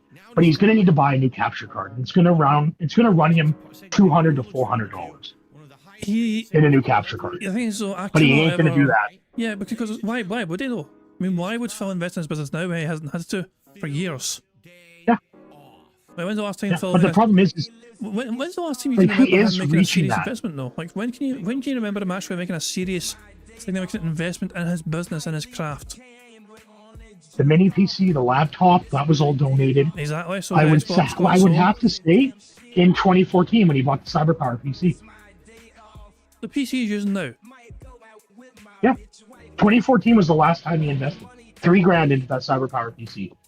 I don't know, like the consoles were donated to him. The PS5, okay, the PS5 That was probably the last thing that he for bought God's sake. because all the Xbox and the Switch were donated to him. That's a good answer. Soquid says, feasting with Phil. He invested for that. Yeah, it's true. Phil does spend sometimes like $75, $80, $100 and sometimes on these fucking meals he has. Like, get fucking sent to him for feasting with Phil. Oh my god. But let's be realistic. Like, when was the last time he invested money into his business that improved his streams? he bought the LED Like, light not which like is shining in his putting face. No. That wee light No. that's shining in his face. The ring light, sorry, yeah. What the fucking... Nah, he's just using Cat's fucking makeup light. That's all he's using. It's not a ring light. It's a Cat's makeup light, guaranteed. Probably got a mirror in there so he can look at himself, and that's why he's always fixing his hair. He's looking at the fucking mirror. When he looks to the side, when he looks, from his left, right, when he looks to his left, from our perspective, when he looks right, that's him looking at the monitor. Yeah, he's looking at the... Yeah, he's looking at himself. Yeah, he's looking there. at his monitors. Yeah, so yeah, he's always looking at himself. You're right enough. I don't think he's got a mirror there, but he's certainly got a display capture showing what the camera sees essentially, so he can correct himself if he has to for when he fucking does gestures and fucking faces to the screen for the audience. Yeah, yeah. But I'll bounce out now. I said what I needed to say. No worries, man. Cheers for hopping on and clarifying shit. All right. But no hope you enjoy your day. We'll work. Yeah, you do. Catch you later. It's always good to have a profit technological style rant involved in there just to get the lowdown in these kind of things. But Jesus, man, the excuses are so fucking infuriating. They really are. 5 players. It's weird. It's a weird situation. So basically, it's this simple. This Friday night, I'm going to give it one more go with Dalsim and Master, and if I proceed to have a bad night with awful connections again, I'm just not playing it anymore. I just don't see the point of investing that much time and effort into the game to get to supposedly what's supposed to be the top of the mountain of the game, and then it plays worse than the entire time you were trying to climb the mountain. It doesn't make it's counterproductive. It's kind of like spinning your wheels endlessly for nothing. There's no pot of gold at the end of the rainbow. You know what I'm saying? There's no reason to hit Master with characters if then the game runs like shit. So we shall see what happens on Friday night. Now, there's some good news. All right. The good news is thus: if it goes horribly on Friday night, and I need a break for Street Fighter 6, which very much might happen, we have other options for fighting games. This is not the end of fighting games in my content. I have a mini PC that was gifted to me over the summer, and so far I've played one thing on it, Chrono Trigger. All right? What people have suggested, and I really want to do, is set that up to work with Fightcade. Fightcade is an online emulation suite and online multiplayer client that allows you to play classic fighting games against people all over the world with an internet connection for free. So I can play classic games like Street Fighter 3 Third Strike, Super Street Fighter 2 Turbo, Capcom vs. SNK 2, Marvel vs. Capcom 1, X-Men vs. Street Fighter, the Street Fighter Alpha series, just to name a few classic Street Fighter games that I used to play all the time back in the day in arcades that I've played at a competitive level, games that I know would be incredibly fun to play if Fightcade works well. I have zero experience with it. I've never used it before. I used its predecessor back in the mid-2000s. Okay? There was predecessors to Fightcade. And I don't know if Fightcade's better, worse, or whatever from 20 years ago. I won't know till I give it a shot. All right, so I want to give it an honest try and see. If I go on there and it's just a bunch of people who macroed the shit out of the games and are fucking cheating, then I'm probably never going to play it again. I hope that's not the case. I hope that there's some legit people on there who are good and you can play and enjoy and have a good time. And it's not also, another thing that you have to wonder, is it just a bunch of tryhards? What does that mean? People who literally just sit around playing Fightcade all day, so every person you play is a master level player and you can't even learn because they just sat there for endlessly for 20 years playing these fucking games at a competitive level, so literally on Fight they just insta-kill you. Like, you hope not. You hope that it's aficionados of fighting games, people who like these games, who over the years wanted to play them. There really have been no viable ways to play these on console. I've tried them all. Street Fighter 30th Anniversary Collection, lags to shit, runs at the wrong speed. Capcom Fighting Collection, no one bought it, so it literally had no player base, right? So, I mean, there's never been no way to viably play these. This would be cool if it is. You know, playing games from my youth that I used to play in tournaments, and I used to fucking go to arcades and grind out every week would be really cool. So we'll see what happens. If that's what it is, maybe we'll do it over the next week. Like, if Friday night really sucks, then I'm okay with trying to get that mini PC set up so we can do classic fighting games sooner rather than later and get them into the rotation. So let's see what happens. Keep in mind, coming up in January, we got Tekken 8. So when Tekken 8 comes out, that's probably going to take over for fighting games anyway. We'll see. We'll see what happens. All right? Okay. Now, over the course of the next week, we'll have a balance. Baldur's Gate 3 and RoboCop will be the balanced games for the day streams. Okay? Street Fighter 6 and Like a Dragon Gaiden will be the night streams, although maybe the last stream for Street Fighter 6, if that's the case, we'll have a little bit of maybe a Call of Duty thrown in there, and maybe we'll start up with Fightcade. So we'll see how that goes, okay? Now, there's a few other special things coming up that I just want to remind everyone of. All right, number one, Christmas event. My Christmas annual marathon is going to be on Saturday, the 23rd of December, so 10 days. Holy crap, time is flying by, isn't it? I can't believe we're less than 2 weeks to Christmas at this point, okay? So on Saturday, the 23rd, all day long, here on DSP Gaming, I'll be doing a fun holiday marathon. I'll be dressed up in festive holiday attire and changing outfits during the course of the day. I'll be drinking, probably some you know, eggnog or some whiskey, something like that. We'll see. I'll get some festive stuff a few days before to have during the event. A few holiday themed things. First of all, we're going to do a schedule update. And what that means is I'm going to go through all of the game releases coming out between now and like the whole first half of 2024, and I'm going to pick the games specifically that I'm interested in playing. All right, so you'll know what games are coming up here on DSP Gaming, arguably for the first half of next year. In addition, we're going to do a fun holiday tier maker where we're going to rank movies and holiday specials against each other. Hooray, Phil said. Addition. Burger. 5 in a row. That's concerning. And David Oziana's D-Dog says we're 40 likes away from 100. Remember, 100 likes equals a free space for the bingo card, as well as you guys getting to enjoy the Bubbles animation that Pixar so kindly made for us all to enjoy. What is the ultimate of holiday fun and what is kind of crappy, even though people still talk about it? Is it really not worth watching? We're going to do a little ranking there. In addition, games. There will be 2 to 3 games played on this marathon. 1 game will be selected by the channel members, and 1 game will be selected by everyone. All right? If you're a channel member right now, go to the members tab here on DSP Gaming, right on the main channel page. There was a thread that I posted up a week or 2 ago where you can nominate a game to be played for this event. The most nominated game by members will be played. Now, I haven't looked at those nominations. I know Baldur's Gate 3 was the one that was winning, but guess what? I'm playing Baldur's Gate 3, so that's kind of a moot point. Instead, I'm curious what the other game will be now that members will select. Now, if you're not a member, or if you're a member but you also want to get in on the open nominations, type !Christmas into the chat, and the link will pop up, and you can click right on it. And that will take you to the open thread in which you can post up your nominations for the games to be played during the event. And I'm going to look at the most nominated games and do a quick poll, probably a day or 2 before the marathon for you guys to vote on. And whatever wins the poll will be played, and maybe second place will be like the backup game, we'll see. But we're going to play a couple of different games, at least, during the marathon event, as per the members and everyone else's nominations and voting, all right? So it's going to be fun. Plus, it's going to be food. I'm going to get some food we're going to eat together, feasting with Phil, I call it, and maybe even like a holiday treat at the end. So it's going to be a great event on the 23rd. If you can make it, please join. That'd be awesome if you could come by and hang out with me on the 23rd all day long. Now, on the 24th, Christmas Eve, I'm only doing 1 stream, and it's actually going to be my usual react show, a clip show where I react to all kinds of stuff from over the internet, but I'm sure it's going to be holiday themed. Hooray, Phil said react. We also have a fucking bingo there as well. Burger. 5 in a row. That's concerning. We are 7 away from a full house. How robust. It'll be fun to do that. That's the only thing I'm doing on Christmas Eve. I won't be here on Christmas Day. Christmas Day, I'm taking off officially. It's my 1 day a year. I don't work. I actually don't have to stream. I don't have to do errands. I just spend time with my family. I look forward to it every year. It's so nice. So that's my holiday plans coming up. But there is one other special event you should be made aware of. It's my Viewer's Choice Best of 2023 Countdown. Every year, I do what I call my year-end series. It's my Game of the Year awards, my most disappointing games of the year countdown, and also this year I'm doing a new one, the Viewer's Choice event. What I want you to do is to nominate your favorite playthrough of 2023. And the funny part about that is, it may not necessarily be one of the best games. Maybe there was a multiplayer game you really like, or maybe there was a throwback playthrough that I did that you really like, or maybe I'm playing a game right now that maybe won't even make it into my Game Awards, but you really like that playthrough and you want to nominate that one, right? So, type !Best of 2023 into the chat, and that will bring up a link where you can nominate your favorite playthroughs. Please do so. That poll, or excuse me, that thread will run till around the end of the month, and then it will turn into a poll you guys will vote on, and that'll be our countdown for your favorite playthroughs of the year. I can't wait to see what you guys thought was the best stuff that I did this year, okay? So all that's going on right now. Please check it out. In regards to the channel itself, obviously this week, we saw a big burst in support, which is absolutely appreciated. Thank you so very much to everyone who supported this channel. Today's goal, number 1, I'm trying to hit 650 members by the end of the day. We're at 643. It's only 7 members away. Memberships are great. You get so many benefits being a member of this channel. Tons of emotes. You can talk unlimited in the chat without any slow mode limitation. You get a cool chat crown badge to show how long you've been a member. You get access to these special privileges for events, like the ability to nominate this special game for the Christmas event, and so on. Please consider becoming a member today. Shut your hole. Your memberships are fucking shite, and so are you. Also, a fucking chat crown badge ain't got shit on our fucking badge. Our badges are better. You wanna know fucking why? Fucking inflatable fucking crown. Need I say fucking more? It is top tier, our fucking crowns. Our crowns are better than yours, because they're fucking inflatable. If you like the content, or 'tis the season as they say, perhaps you'd like to consider gifting a membership to your fellow viewer. That is available on the channel, and we have many people around here who I'm sure would be very appreciative of receiving a gifted membership, so please consider it. The other goal that I have for today is to hit the tier 1 tips goal of $50 by the end of the stream. My goal is to try to hit that every stream.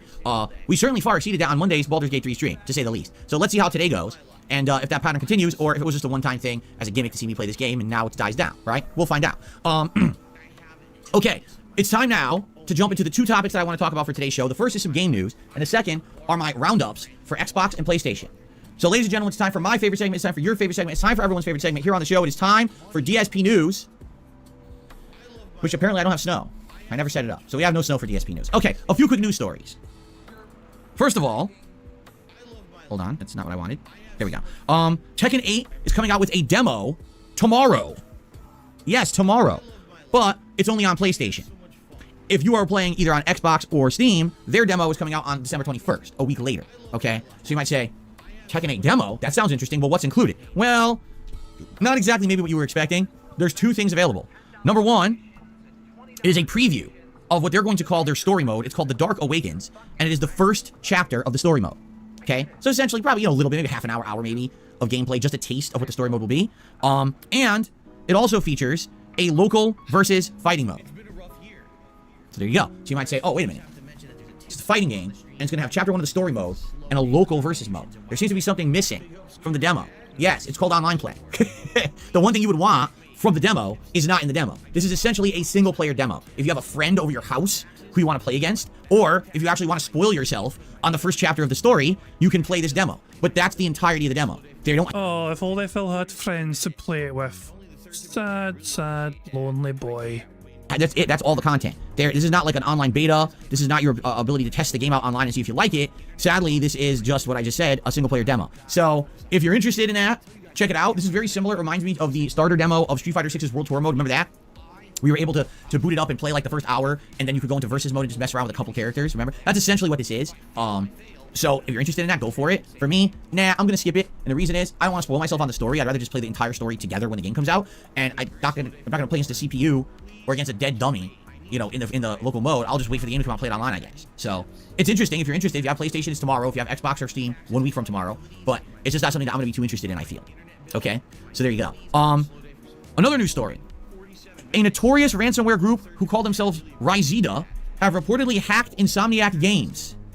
This is crazy. Listen to this. They've given the studios a 7-day time period, and this was a story from yesterday, so essentially now they have 6 days left. They want $2 million. If they do not receive $2 million, they're saying not only are they going to leak all of the information and assets regarding the upcoming Wolverine video game, they also are going to leak all of their employees' personal info onto the internet. That is messed up. And I guess Phil's about to do a shocked face. Macaulay Culkin shocked face, is it? Yikes, what the hell happened here? How in the hell did this group get this kind of access to all the Insomniac Games information? How, really? How? Is this an inside job? Is this someone who works for the company who's doing it? Or did someone get socially engineered to the point where they gave the keys to the kingdom away and these people got full access to all of the server data? Like, what happened here? This is crazy. And by the way, just to prove that they were serious, they leaked 2 pictures of Wolverine on the internet. It's 2 screenshots of gameplay that have never been released before, and everyone's looking at it like, what the hell is this? It looks good, it looks legit. So it looks like they're for real. This is a real situation. This is not a lie. This is not someone boasting and making it up. This is actually happening. That's terrible. Now, what's going to come of this? I don't know. Do you really think that they're going to give $2 million? Because here's the thing. They could give the $2 million, and then the fucking group just releases all the info anyway. What's to stop them? If they have access, they could do this at any point. They could take $2 million and demand another $2 million, right? It's kind of like, it doesn't really make sense the way that they've gone about it, because ransom, like, this is essentially what it is, blackmail, ransom, whatever you want to say. It doesn't really work. You know, it's one thing if it's life or death, and you have hostages, right? Because essentially that's what they're trying to do. They're creating like a hostage situation, right? We've got your game. Sorry, I'm trying to fix this thing on my pillow here. There we go. They got a game like, oh, we're gonna, you know, release all the information or whatever. Okay, I get it, but no one's gonna die, right? You know, if you dox people, is that fucked up? Yes, it is. 100% that's fucked up if you dox hundreds of employees or whatever. At the same time, it's not the end of the world, you know? It's not like... You know about fucking doxing people, Phil. You dox PW dubs. Yeah, it's annoying, sure, but I don't see it, again, this is not like... I definitely see it like being stupid. Like, I don't understand how they think this would work. It's not like they have this insane critical information, like life or death information. You know what I mean? So, I don't know. I really don't know what's going to happen here. And you have to think that they probably already involved the authorities. The authorities are probably involved investigating, trying to figure out what's going on and how to stop it or whatever. I don't know. But that's wild that this is really happening. This is not bullshit. This is legit happening to Insomniac Games right now. And that is awful. I got to ask the question, how is all these leaks happening? Back in the day, there were never leaks. Never. There was always a tight-lipped zip on any kind of game information, all that. Now it seems like every other day there's a new leak from another major studio. It's not even like, oh, a little mistake by a small indie studio. It's like every major studio has their entire games leaked onto the fucking internet, assets being spilled, ransomware being used. The simple truth of the matter is in this fucking digital age, people have a fucking tendency to overshare things in a reckless manner. Like, social media is a big fucking part of it. Social engineering is primarily how a lot of these fucking people do get this fucking information in the first place. Like, think about Facebook, for example. How many people fucking share where they work on Facebook and who they're fucking related to on Facebook and so on and so on? And how many people have those fucking profiles set to be public? Really, the best thing to do, if you're on Facebook, the best thing to do is try and set your profile to be fucking for friends and family only. So no randomers can just fucking check out your entire fucking profile. Because it's one of those things where you're inviting this fucking, you know, attention. As well, people know where you fucking work. People know where you we know who you're related to. People know who your colleagues are, and all that shit as well. And it's like, oh, they know where you are. I was like, oh, I'm going to fucking send a fucking message here and tweet this message out or Instagram it and say I'm at such and such place today. It's fucking dumb. Legit, like the only reason I've still got fucking Facebook myself. The only reason I've got it is to use Messenger to talk to my mum, essentially, because that's how she fucking talks. That's literally the only reason I use Facebook. And I very rarely fucking do anything with the fucking rest of the shit. It's just I use it to talk to my damn mum, and that's it. That's the only reason for fucking having it still. But it's just social engineering is it's very easy to fucking fall into that. Just to get fucking caught out like that, you know. Because people are just so. There was a time a few years ago where people just fucking there's always cool websites up, you know. Let's just share everything. Let's just overshare everything and fucking and everything, you know. And I remember I work for a fucking bank, so we hear horror stories all the time of all these fucking poor wee old people that fall for these wee scams. You know, I was like, oh, they think their account's been compromised or whatever, you know what I mean? So they get sent to some sort of phishing fucking fake page and they put their details in and that shit. It happens all the time. And so, yeah, Phil was blissfully unaware, I guess, you know, of how it fucking happens or whatever, but it happened to him, remember, as well. Phil's also been guilty of fucking having his fucking details leaked and that shit because he was not careful with his security. With his fucking, you know, everything like that. So, yeah, Phil can speak from experience, I guess, for being a victim of social engineering. Like, this is pretty insane at this point. It's like it's becoming a common thing, you know. And it's like, what really is the methodology that everyone's using to get this access to this information they should not have? I don't know. I'm not a hacker, and I certainly don't know how these companies set up their infrastructures. So I have no idea where these security problems are. But Jesus, we've got to plug these leaks, right? I mean, this is wild at this point. Every company now seems to be affected. It's insane. Anyway, so let's see what happens. This is just a developing story. It literally just happened less than 24 hours ago, and we'll see where it goes from here. One final news story before we get to my recaps of Xbox and PlayStation for the year. This is interesting to me, and particularly probably you as well, but it's the weirdest thing. So, ladies and gentlemen, as you know, I've told you guys about this stuff over the years. Okay? I've said, isn't it weird that whenever YouTube does something, like a big improvement or a big new product launch or a big new thing, why does no one ever know about it? You notice that? Like, all of a sudden one day, we'll come on stream and you'll notice, oh, the chat looks completely different. Oh, the stream format's changed. I wonder what's up with that. Oh, look, there's new buttons. I wonder what these do. You ever notice that? It just happens. And there's really no rhyme or reason, no explanation. Sometimes we'll learn after the fact what were the implications of these changes that YouTube does. Now, in particular, you would think if YouTube was going to launch an entirely new, beneficial program for its content creators, it would tell the content creators about the program. You would think they would do that. But YouTube, in the 15 years that I've been part of it, has literally not for a day learned. They still act the same way. They do these changes to the site. They do these... Yeah, yeah. Money, money. Oh, money, money. Yeah, yeah. Money, money. Thank you very much, Kel Denson, for the super chat. It says the leak has a Spider-Verse game. I'm geeking. Jeez. Well, that's a pretty big fucking deal because obviously the Spider-Verse, you know, obviously Spider-Man, it's a franchise anyway, quite a big fucking deal. A Spider-Verse game, that movie, the two movies are also quite fucking popular. There's a third movie coming out, of course, to kind of end. I imagine there's going to be no more movies based on that fucking plot anyway, essentially, after the third movie. You got to imagine the third one is basically going to wrap up. But yeah, I mean, the Spider-Verse, very good shit. You know, I really... As I'm saying, I didn't expect to enjoy it as much as I did, and it was a fucking brilliant... The first movie especially. Brilliant fucking movie. And what I wonder is, how will it be different from playing Spider-Man in the game? I mean... I mean, I imagine the game has to fucking do something different from the movies. Otherwise, it probably wouldn't work. It has to have its own unique story, I guess, you know? But yeah, I mean, I'm certainly curious to see what it can fucking do. But yeah, who knows? Vega, has Vega finished his stream, or is he just popping by randomly to be nice? Good luck on Bingo. Cheers, Vega. I did try and send people your way as well while I was waiting for Bingo to start. Yeah, I mean, hope you're doing well, pal. Things, they don't tell anyone about them, and they just expect that you're all supposed to know that it's there, all right? So what am I talking about? Yesterday, during my dinner break between streams, I'm cruising through X looking for news stories to talk about today because I wanted to have some stuff, you know, lined up for the news segment. And I see a story posted up by Team YouTube. So this is the official YouTube account. What does it say? Oh, launching now, we have a brand new feature. Gifted memberships. But not the gifted memberships you're thinking of, okay? Not the ones that a viewer would purchase and then give to others. But actually, gifted memberships that a content creator or streamer, i.e. me, can gift out to their own community for free. See, I don't know. See, because Phil's talking about it's like he can do it. I don't know if I can. I don't think I can. No, I don't have the option to do it. Nah, I don't have the option to do it. Damn, I'm looking myself right now at my thing, and I don't have the option to do this for free. Maybe you got to fucking enable into it or something, or oh, that's what it is. You need 100k subs. Well, I'm almost at 3. 97 to go. You know what to do, guys. Sub. You know, fuck it, you know.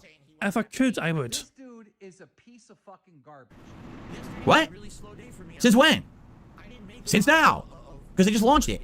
Now, did they email me about this? Did they make a pop-up message in my YouTube studio so when I log in, I know about it immediately? Is there anywhere, anything in my YouTube page, anywhere on my page, in my chat, on my stream page, anywhere, in my dashboard, anywhere to tell me about this new feature? No. Where did they announce it? On an X post. Okay, what am I talking about? I'll tell you what I'm talking about. As of last night, this new feature was launched, okay? Every month, moving forward, I have the ability to gift 10 free memberships to my community. I can gift them in 5 member increments. So basically, I can give 5 memberships out twice a month. And then after every month, it resets, and I have the ability to gift out another 10 memberships to the community, okay? And the way it works is it's randomized, much like when if you were to purchase a membership and gift them to the community. I can't pick and choose who I give these to. YouTube has criteria that it judges. So the amount that you view the stream, the amount that you engage the stream, meaning if you talk in the chat, if you leave comments on videos, if you like streams, if you like videos, that's a factor. And I also believe previous membership is also, like, if you already had previous membership and it lapsed, then you're more eligible. Like, basically, YouTube has this algorithm that it uses to determine eligibility for a gifted membership. Also, I guess if you're on a brand account, they're not eligible. Don't ask me what a brand account is. I still don't understand it to this day. Most people don't. Okay? So, basically, all this stuff going on. By the way, I literally just noticed that, this is the wrong color. We're supposed to be red. Oh, it's a little late for it now. Dumbass. Oh, well. This is the last news story. Anyway, so, this is cool, alright? But, just so you know, 2 critical things. Number 1, this is a one-time, 1-month-long membership. It's not a recurring membership. It doesn't auto-renew. It doesn't give you any special features or anything because you got it. It's just kind of like having a normal membership for a month. And number 2, I don't benefit from it. It's not like, oh, it's 10 free memberships that I get paid for. I don't get paid for these memberships. Essentially, they're kind of phantom memberships. You get the benefits, but I don't get anything out of it. It's just nice to be able to give to the community. You know, people have said over the years, well, could you ever give memberships? No, until now, I never was able to. This was never allowed on YouTube. It was never a feature. Now it is. You can do 10, all right? So I think what I'm going to do is I'm going to save them every month for either a special event or a big game premiere. So for example, I think this year, why not save it for Christmas week? And probably maybe during my Christmas marathon, I'll probably give out the 10 memberships, maybe 5 at the beginning, 5 in the middle or something like that, just to give back to the community as a way of saying, hey, thanks for coming by for Christmas or whatever. I think that's probably what I'll do. So makes sense, right? And then every month moving forward, I'll try to look like what's the biggest game coming out that month. And then maybe when there's a giant game release or a giant game premiere stream, give out the 10 memberships during that premiere stream to build hype up for it, right? I think that makes sense.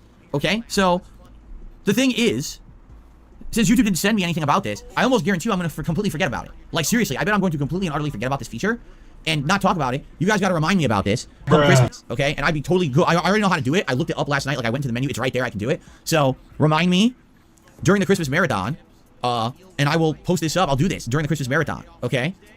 Cool. I'm down for that. That'll be pretty nice. We'll do it maybe at the beginning of the marathon, and we'll do it in the middle of the marathon, so 10 people can get some nice free memberships, okay? Sweet. You know what I'm going to do? Since we have shout-outs to do, and we're already past noon, I think I have both my Xbox year-end wrap-up and my PlayStation year-end wrap-up here. I think I'll save it, since we already had so much to talk about today with the news and everything. Maybe save it for another day. That way we're not overpacking this podcast. I know you guys don't want the podcast to go ultra late, because you want me to actually play Baldur's Gate today. So, let's do that. Let's not go crazy.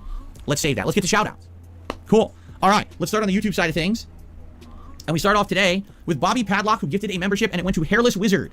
Congratulations to Hairless Wizard on the gifted membership. Be sure to thank Bobby Padlock. I think you did. I think I saw you publicly said in the chat. You were very thankful. And thank you, Bobby Padlock, for supporting the channel. I really appreciate that. NT did a super chat and says, I used to be a hater. I've now started watching your content, and I love it. And I love your positivity. Please keep it up. Don't let anyone change you ever. Thank you very much to NT. I appreciate that. Nice notion. DCJ, excuse me, did a $2 super chat, said, you know how to run your business. We're going to support it. Thank you so much, DCJ. I appreciate that. Again, I strive to be different. I want to be like everyone else. Jumping on a viral trend, dropping everything at a moment's notice because, oh, if you don't want to be like everyone else, then why did you fucking portray yourself based off AVGN? You stole this whole fucking gimmick, essentially, Phil. Some popularity behind a game I play. You know, I've been doing it for 15 years. I like to think I kind of know what I'm doing, right?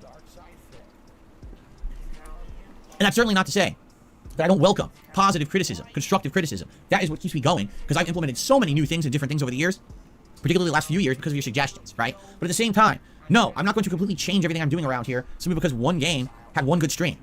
You know what I mean? It's pretty wild to think that. Okay, Gabriel has done a super chat and says, favorite playthrough is Alan Wake 2. It's not even close. There you go. Gabriel really loved my Alan Wake 2 playthrough. Particularly, I'll admit, one of my favorite games of the year. Is it my game of the year? Now that I don't know. We'll be looking at that in a couple of weeks. First week of January is when I do my year-end series typically. So that's when I'll be sitting down to review all that. But definitely it's up there, you know, with some of the best. So thank you very much, Gabriel. The Roman Victor just popped their re-upping of their membership message and says, Phil is love, Phil is life. You are a good guy. Well, there you go. Thank you very much for saying that, Victor. Happy holidays to you. I appreciate that. Let's see here. So, jumping over.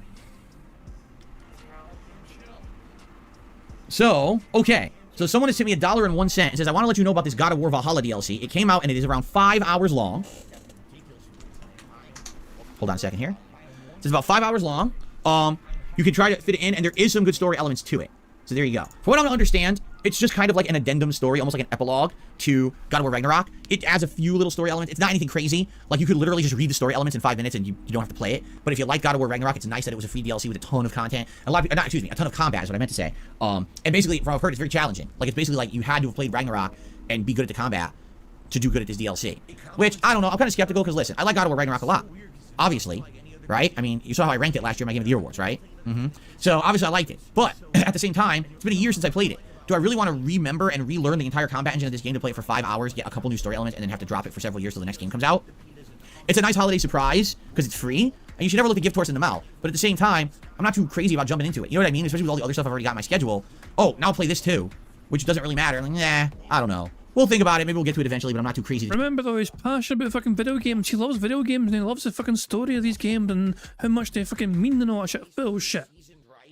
He went back to fucking Elden Ring after a fucking hiatus and fucking break from it because he thought he was going to get a fucking dollar, so again, a fucking emo. But not God of War. His game of the year last year, I think. Was it his game of the year last year? I think it was. He's refusing to play the free DLC because he just cannot be arsed with the fucking game anymore. Wow, he really cares about the fucking games, doesn't he? Jump into it, okay? Okay. I received another $1 tip. The Day Before has gotten a 1 out of 10 from IGN. I'm surprised that people are even bothering to review it because essentially everyone knows it's an unfinished game. We talked about this the other day. It's an unfinished game. It was a scam. It was sold as an asset flip. They acted like it had all these features. It doesn't have any of them. And immediately once they started selling the game, they closed the studio. So the whole thing was a scam to begin with. I don't even know why they bothered reviewing it. I guess Phil neglected to fucking share the news that they've now started issuing refunds. Remember the fucking thing where people couldn't get the fucking game refunded to them?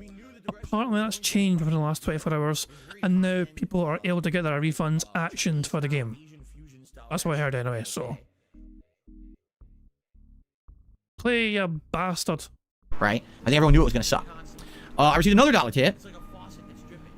What is the plan for Tekken 8 in January? We invest a lot of time into it, similar to how Street Fighter was. So here's the thing, and here's the difference. With Street Fighter, I have an insane amount of prerequisite qualified knowledge because I have played competitive Street Fighter for a large portion of my life. Growing up in arcades playing it, then adopting to being a console player. You know, arguably 15 years of my life I was playing at a high level. And then, of course, playing fighting games over the course of the last 15 years I've been a YouTuber. Despite the fact that that wasn't competitive, that's still a lot of qualified gameplay there, right? There's a difference between that and with Tekken. With Tekken, when I was younger, I played it in arcades. I actually owned Tekken 1, 2, 3, 4 on console and played a lot of it. But basically in the 2000s, I fell off and stopped playing it. And there were many iterations there. I played Tekken 6, Tekken 7, but I was never good at them. I mean, Tekken 7, I actually did try. I tried to learn, what was that character's name, like Lily or something? Along with my staple characters of like Paul, Phoenix, and King. I tried hard to get good at the game, but I just didn't. What happened is I played it to the point where I hit a wall. And here's what I mean by that. In any fighting game, you can learn the basics. And you can learn basic strategies, basic combos, basic execution, but then you're going to hit a wall. And that wall is the competitive play wall, where if you're going to get past this wall and get better, to keep going upwards, you have to study, you have to practice, you have to grind, you have to lab, meaning sit in training mode and practice. You have to do a lot of time investment, okay? With Street Fighter 6, I did the time investment. Not only did I play the game a lot, I was watching videos online. If it was a Blanca stream the next day, I literally would watch an hour of Blanca videos the night before, absorbing tech by watching these videos and trying to execute those things that I saw in the videos the next day in my gameplay. And I improved every time that I played by doing that, okay? Now, that's a lot of investment, but the thing is, the reason I was able to do that is because I understand Street Fighter, okay? With regards to Tekken, I've missed out on essentially 10 to 15 years of competitive play mechanics. I don't really understand the whole ground bounce mechanic and how to perfectly time things so characters will bounce into a juggle combo. I don't really understand how to land a perfect, what do they call it? A just frame perfect reversal so that it creates a juggle state. I don't get the wall bounce mechanics. I don't get them because I haven't played this game at a competitive level in so long. All these mechanics were introduced and became part of the master level of the game, and I missed them. okay? So if I were to get good at Tekken, I would need to invest an incredible amount of time and effort, not only learning the game at a basic level, not only learning individual character knowledge of each character, but then actually trying to learn all these mechanics that I missed out on. It would take a tremendous amount of effort and time. The other factor here is I don't even know how the game's going to perform online, right? Right now, Street Fighter 6 is the best, and even that's not good. Once you hit Master, it sucks. So can you imagine now trying to play Tekken online if the connections aren't as good? For a game that I already don't know a lot of the gameplay mechanics or understand them, and now the game is also going to lag, it's like, how am I going to play that, right? So here's the thing. I'm not against playing Tekken, trying to learn Tekken and get better at the game. And I feel like, unlike all the other times that I've tried to play Tekken, there will readily be information about this game all over the internet. There'll be tutorial videos, there'll be explanation videos, there will be individual gameplay videos for each character. So for example, like I said, I like Paul Phoenix, I like King. Those are my two kind of starter characters that I always play in the game. I like Lei Wulong, although I don't think he was even in the last one, right? There's various characters I like. So maybe if I start with those characters, I try to learn basics, and then I try to go more advanced later on, maybe I can pull it off. But the thing is, I really feel like we won't get to a competitive level unless I really commit to investing it's a bunch of time and effort into it. I just don't know if that's going to work. With Street Fighter 6, it worked for a few months. If you didn't notice, the interest is waning. You know, when I used to play Street Fighter 6, I had tons of viewers on my streams. I had crazy amounts of support. I don't get that anymore. I don't. You know, it's kind of like just a variety stream I do now on the regular, but I don't have that kind of hype around it anymore. Even though I play well, I'm at master level with 4 characters, right? I don't know, like, I like fighting games, but I really do feel like what's happened is, because I stayed away from fighting games at any kind of a major capacity for a while there, I lost that audience. That audience that used to come and watch me play fighting games and want me to get competitive and enjoy, they're just not around anymore. There's some people, don't get me wrong, but I don't know. And you gotta remember, like, for example, those early months that I was playing Street Fighter 6, we had people coming by just for that. We had the Jax Raptors, the game trekkers, who were coming by and supporting every Street Fighter 6 stream. Are we gonna get anyone like that for Tekken? I don't know. I just don't know. Wait till you fucking put them on a fucking spot and pressure them into fucking turn up when you fucking play Tekken. As soon as fucking Tekken starts and the stream starts, it's like, where's Jax Raxa? Where's my fucking contribution? I'm playing Tekken that somebody gifted to me. Where is my contribution? Where is your tips, Jax? So I'm gonna get it. No matter what, I'm getting Tekken 8, okay? I just don't know to what extent I'm going to invest time and effort into. We'll have to see. Let's see what happens when it comes out. I'm definitely playing the story mode. I'll definitely take some of the characters into the training mode online play, try to learn the game's basics and stuff. But I don't know past that how much further we're gonna get. I'll tell you this, the game's gorgeous. It always has been. I love the graphics of Tekken and everything, so I can't wait to see it play and how it's gonna look and everything. But I guess we'll have to judge once it comes out. Okay. Oh, let's see here.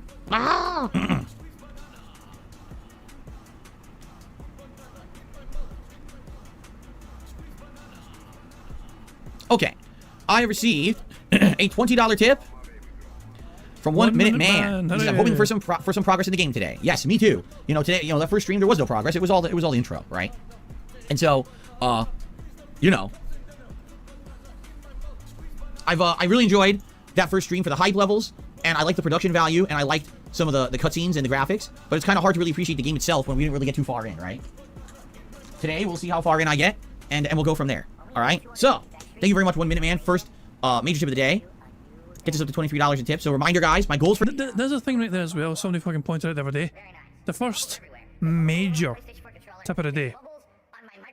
All the other fucking tips he got weren't fucking really significant. He calls it a major tips, which means that he must fucking think of the other tips as not as significant, not as worthwhile, not as meaningful. Like, Phil, you should be happy to get anything. It's all the same.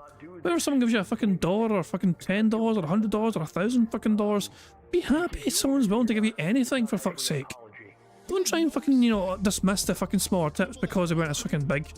Just be happy you fucking got them in the fucking first place. Today, number 1 to hit 650 members, and number 2 to hit $50 in tips on each of my individual streams out of the 2 I'm doing. Right now, we're about halfway to that first goal, which is great. Alright, so, I'm just curious. So we have 650 people on the stream right now. So, as you can see, that's a pretty big sharp drop-off from when I... Jesus fucking Christ, Phil. Stop obsessing over the fucking numbers. Views, views, views. I don't want to be Mr. Views. He is obsessed with this. I played it on Monday. It's still a good amount. I'm happy that all of you were here for Baldur's Gate 3. I hope you'll stick around, because the podcast will be done in a few minutes here, and we will, we'll jump into the game and get into the meat of it. We have to redo that fight again that I did at the end of the last stream. So hopefully you will stick around. But, yeah. We'll see what happens during the course of today's stream. Hopefully, the engagement, the support, the viewership will stay good, and this will be a playthrough that I can play long term. I would like that, but we'll see how it goes. Okay, so now, we have a few extra minutes. All right. No, I did not have 1,000 people 20 minutes ago. You're a complete liar. Thanks for lying. In fact, just get out of here now. I love people who are going to completely lie.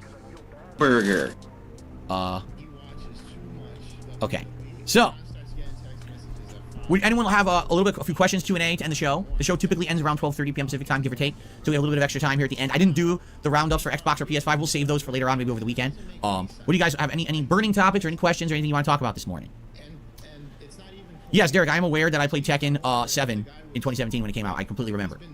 Game Master says Ubisoft said Prince of Persia game and Skull and Bones will be on Ubisoft Plus. Oh, that's cool. So you get Ubisoft. I like Derek fucking fact-checking Phil and Phil just fucking dismissing it. I was like, I've not played Tekken in so fucking long, and Derek's like, receipts, motherfucker. You played it 6 years ago. And Phil's like, yes, Derek, thank you, I remember. Plus, you don't have to pay any extra money for those. That's nice to know. Dr. Kinnison says, maybe I'm in the minority. I personally like the regular multiplayer of Call of Duty rather than Warzone, but we'll see what happens. All right. I'm interested in reviewing the Super Mario movie. I already did. I reviewed it months and months ago over on DSP Reacts, my sister channel. So.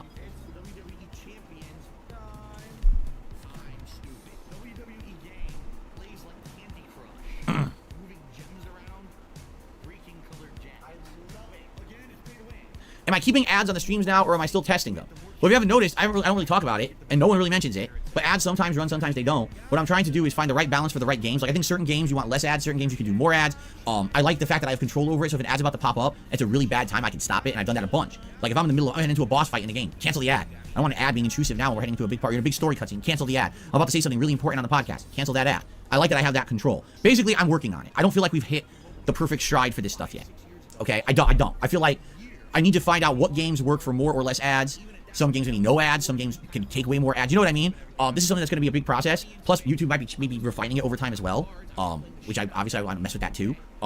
In general, I put medium. What that means is it's not like too many, but it's not that many, right? It's like, from what I understand, I think if you put it on minimal ads, it'll only play an ad like once an hour or something like that. If you put it on medium, I think it plays an ad like every 30 minutes. And then if you put it on like crazy overload, it just does whatever it wants.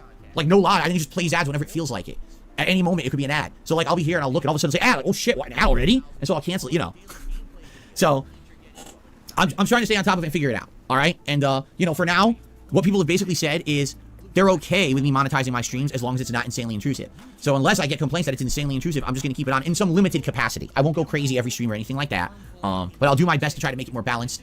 And, you know, for example, a late night chill stream where I only have like 150 people, I don't think I'll be having insane amounts of ads. It doesn't really make sense, right? So, we'll see. We'll see how it goes, but yeah, in general, they are on, but I change it every stream to test different things to see what works and what doesn't, okay? The good news is, people are not complaining about it, which is good. I was nervous people would complain about it, and literally no one's been complaining about it, so obviously it must not be that bad. The other thing is, I think most people use ad blocker anyway, no? Probably most of you do, so you probably don't even know what I'm talking about. Hell yeah, brother, we definitely can use ad blocker, get fucked. There's a truth right there, fuck your ads. Okay. Tito Man says, rest in peace to E3. I remember watching the PS1 reveal when I was only 3 years old. Yeah, we talked about it yesterday. So we had a big segment about it if you want to see my full thoughts about it. It is sad to see it go, but at the same time, that thing has been outdated for the greater part of a decade. Even when I attended it in person in 2012, it felt like a waste of time. I learned more about the games going online and watching digital presentations than I did being there in person. So it was on the way out regardless. Demon in the corner says, I think you should give multiplayer with members a try. If Wings can do it, I know you'll be able to do it. I don't care what Wings does. I don't give two fucks about Wings or anyone else. I'm my own guy, and I do what's best for myself, my community, my business. The member stuff, I have no way to contact members. The only thing I can do is a members-only thread. What? I have no way to contact members. You have your own members thread, and you could set up your own members-only Discord. I have a members-only Discord, for fuck's sake. And it works. The way it works is you have to implement, and so you know your YouTube account has to get tied with Discord. You know, you need to basically tell Discord your YouTube account and let it know, and that way you have access, if you're a member, to my members Discord. It's very simple to set up. And it is for members only. Simple as that. You need to get in it, you need to be a fucking member. And Phil could do this himself, very easily. But he doesn't want to, because he doesn't give a shit about his fucking members. Liquid says, do you get booted when your membership expires? I think I set it for it to boot you after a few days. I think that's sin. So you can set it for different things. You can get booted immediately, but I felt a bit cruel, you know. So I think I set it to be a few days in between, essentially. It will boot you from the Discord membership thing if you're not a member anymore after a certain amount of time. At least I believe it should anyway. I actually admitted this last year. Play for fuck's sake. And even then, what's to stop a troll from dropping a few bucks to become a member and then ruining the entire session for everyone? Trust me, I know better because I've done this before and it's happened. So I think you should just relax on that. Fuck every single person in his fucking chat that wants to fucking play games with him, because the Detractors might ruin it all for him. Do landscapers take a winter hiatus? No, they're here every Wednesday, usually, to do the landscaping. No winter hiatus. Joel Law says, I went to a hands-on event for Tekken 8 3 weeks ago. Aggressive playstyles will be rewarded. Prepare in advance for that particular mindset. Oh, yeah. I mean, Tekken definitely is massive rushdown in most cases, correct? Mix-ups, rushdown, getting that counter hit, big combo. It doesn't reward turtles. You're right. That's actually a really good observation. Maybe that's why Tekken has been so successful, is because it definitely does not reward turtleish play. It's all about the offense. Yeah, I will absolutely agree with that. And if Tekken 8's even more so. You know what really got me in Tekken 7? The goddamn super moves. Because Tekken never had those supers before. I don't know what they're called. I forgot already. So I ticked Butcher's Award because of the way I said absolutely there. And I think it needs to be heard again to really take in how fucking bizarre it sounded. Let's go normal speed and you'll see what I fucking mean. Good observation. Maybe that's why Tekken has been so successful, is because it definitely does not reward turtleish play. It's all about the offense. Wait for it. Yeah, I will absolutely agree with that. And absolutely. I will absolutely agree with that. It's like he's trying to sound Scottish, I would try to say absolutely like that. I will absolutely agree with that. So yeah, in my opinion, that's him butchering a word because of the way he just said absolutely there, which was bizarre. It's all about the offense. Yeah, I will absolutely agree with that. And if for fuck's sake, so yeah, there we go. I mean, we're one burp away from a free space. The snorts are very few and far between today. Very massive lack of snorts today for some bizarre fucking reason. And Steve Ed is just thankfully learning to say successful properly. For now.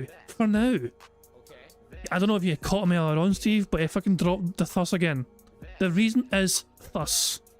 He dropped that fucking bad boy back earlier on. So sometimes these things come back. Do not fucking count your chickens or shit. He might fucking forget how to say successful at a future date.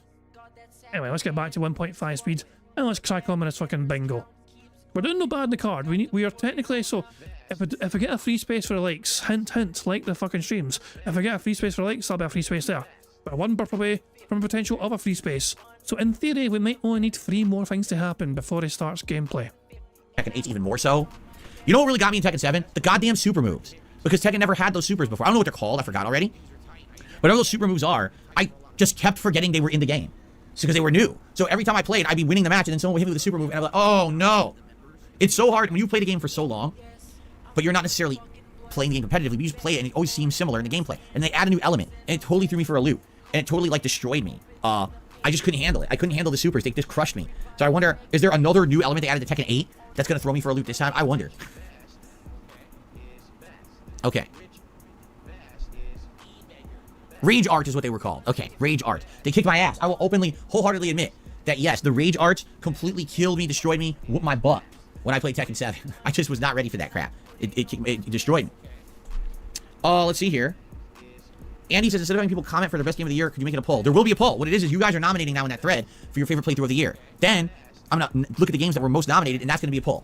That's how it's going to work. Derek, I'm glad to hear you enjoyed the Scrooge review. Last night, I released my 3rd holiday movie review of the season. First, it was National Lampoon's Christmas Vacation. Then it was Gremlins. Last night, I reviewed Scrooged, the 1988 take on A Christmas Carol starring Bill Murray. That's over on my sister channel, DSP Reacts. Please give it a look. Fun fact, that is Phil's favourite ever Christmas movie because you can relate very heavily, I guess, to fucking Bill Murray's character, who basically gets rewarded for acting like a piece of shit. Enjoyed doing that stuff all season long, and there's more coming. Probably another 1 to 2. I received a $4.20 tip from Lady Charisma. I feel like Baldur's Gate 3 is what Divinity Original Sin 2 should have been pacing-wise. A small fun fact, in the first act of the game, this was an early access on PC since 2020. Fans had a huge impact on it. Oh, that's it. Just cut off. Okay. So basically, fans could play Act 1 since 2020. Interesting. I've never really done any early access in any game. It's never been my thing. I want the game to be done. I'll buy the game when it's done and play it then. You know what I mean? If you remember, the one time I ever did early access was We Happy Few, and man, was that a mistake. Oh, man. That was a huge mistake. I bought the game early to play the early access, and that game was dog shit. Like, oh, man.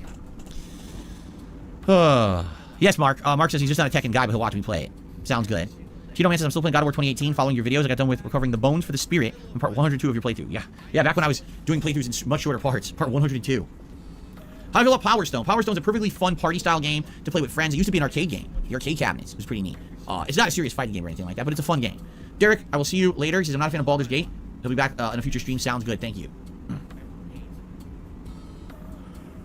Oy. Oh boy. Yes, it was on Dreamcast. That is correct. Dreamcast truly was the first home console where you could get ports of games that were incredibly close to the arcade, and all the Capcom games, like the fighting games or whatever, had really good ports that were close to the arcade versions. So like Marvel vs. Capcom 2, Street Fighter 3 Third Strike, Power Stone, all that era ported very well. Also, Crazy Taxi was a really good one. It's not a Capcom game, but it was a really good port where it played very similarly to the arcade. Oh, we do not have a Christmas tree, but we have a lot of Christmas decorations downstairs in the living room area. You don't have a fucking tree up, Phil. For fuck's sake, why not? What the hell? It's almost, it's like, you're like fucking like less than a fortnight to fucking go until Christmas, you don't have your goddamn tree up. Do you just not bother with it because you don't care? But we don't have a formal Christmas tree, mostly because we have a cat. Can't really have a Christmas tree with the cat. The cat goes in the tree. Bull fucking shit. Bull fucking shit. It's Jasper's fault, apparently. It's all Jasper's fault they can't fucking have a Christmas tree up. No. Fuck off. Just fuck off. Shout out to IDIC Warrior Reads, who just became a channel member. I have no idea what that name means, but I certainly appreciate your support. Thank you for becoming a member this morning. That gets us up to 645 out of our 650 member goal for the day. Thank you. Okay.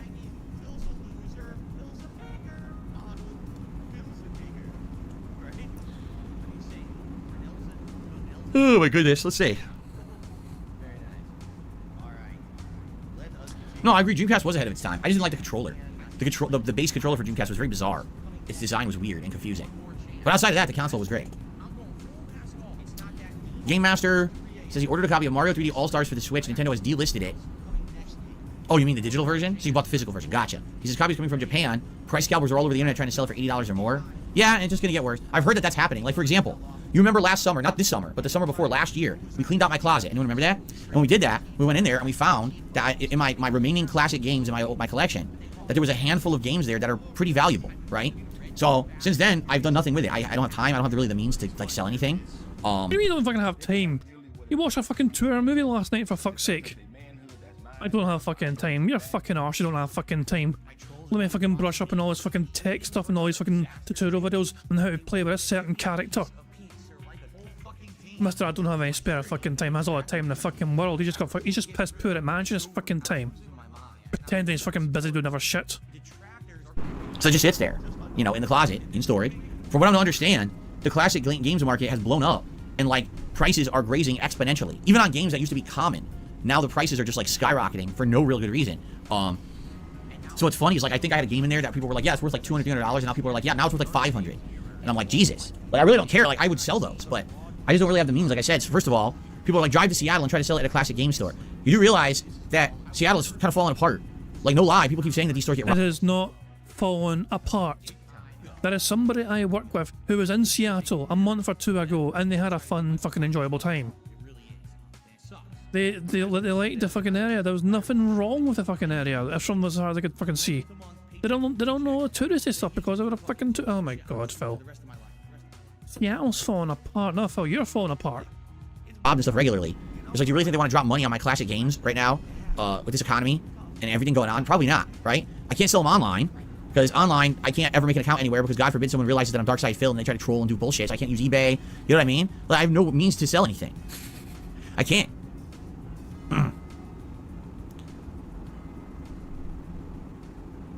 IDIC Warrior Reads says, I've actually been a silent viewer since 2008 when you were just doing this on a couch. Actually, in 2008, I was not doing this on a couch. In 2008, I was doing this from behind the camera. I never appeared in front of the camera. I did it from my bedroom at my parents' house. It wasn't until I bought the condo. As a fake fan then. Oh, it's probably some fucking detractor trying to pretend to be a fucking fan. In 2009 that I did have the brown couch that I started doing videos and appearing in front of the camera. There you go. My ruin says, the one store people recommended was Pink Gorilla. We have a free space because Phil burped again. He's very burpy today. That place has been robbed numerous times now in the last year. The funny part is people think I'm exaggerating. I'm not. It's bad out here. Crime has exponentially increased, and no one wants to go to Seattle for anything. The businesses are trying to leave or close, and it's a shame. Like, it used to be an amazing, touristy, amazing area, and now most people just don't want to go to Seattle anymore. The whole place is falling apart. There was a story that they said, we have the least number of police officers per person of any major city in the country. The police officers all quit. They wanted nothing to do with it.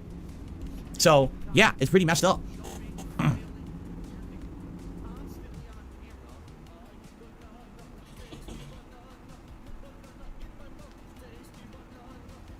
Oh, there's racism in chat. Okay, I can't see it because it looks like I'm in top chat. Hold on. me find who you guys are talking about. Feels like only I may be racist.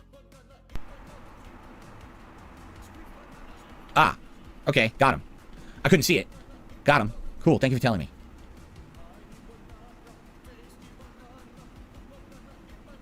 Ah! Bioshock 1. That was an old playthrough. I didn't play it when it was new, though. I played it years later. I remember playing it.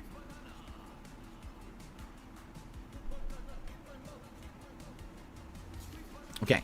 Any last questions or anything, guys, before we adjourn the podcast? Nope. Any last minute questions, concerns, Nope. or anything you want to discuss before we jump into Baldur's Gate 3 for today? Nope. What's up, Jay? Good to see you today. I know you're not interested in the game, but it's good to have you here, regardless. The fuck was that noise? Hold on. Well, there's a very strange noise in Phil's background there. Listen to that again. Hold on. Let me pause my music. Let's pause my music, and I'm going to boost the audio as well on the stream. Give me a second here. It sounds like something fell over or something. Hold on. Let's hear this again. At normal speed as well. Fucking CSI and this shit. Bear with me. Any last minute questions, concerns, or anything you want to discuss before we jump into Baldur's Gate 3 for today? Wait for it. What's up, Jay? Good to see you. The fuck was that Jasper, like, fucking breaking something or something? The hell was that shit? One more time, one more time.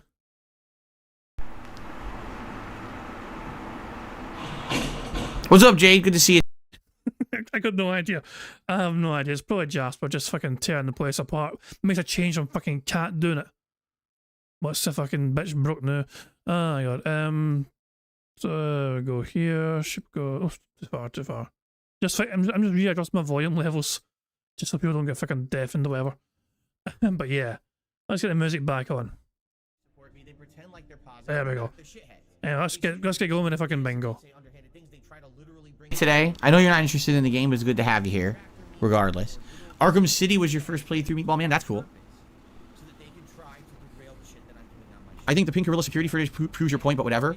Oh, you mean they actually posted up their security footage of them being robbed? That's pretty messed up. They got so fed up they posted it on the internet, huh? Wow.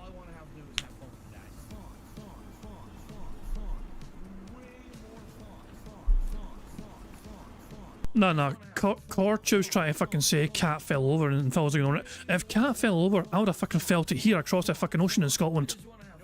The world would have fucking realised cat fell over and the fucking world would have felt that fucking reverberation circumnavigate the entire fucking globe and back again. Nah, it wasn't cat. We would have known if it was fucking cat. I've never played a Time Splitters game, no. Heard of it, don't know, never played it. No, I'm not playing Lego Fortnite. You can stop asking me. It's a waste of time.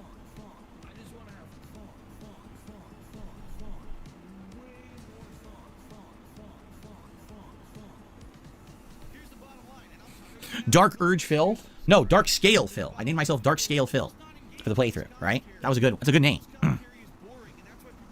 Says fucking who? Okay. I received a very generous contribution from Dame Aylin. $40. Excuse me. $40 tip just came in. From Dame Aylin. We'll see what they have to say in a second here.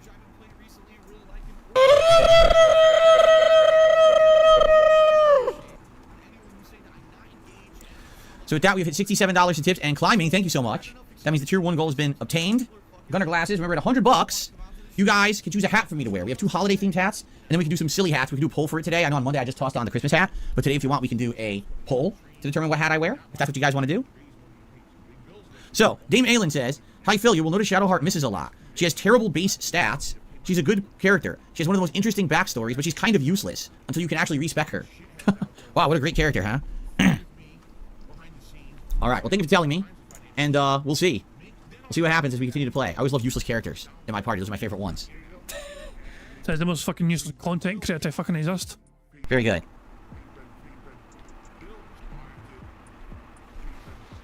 Okay.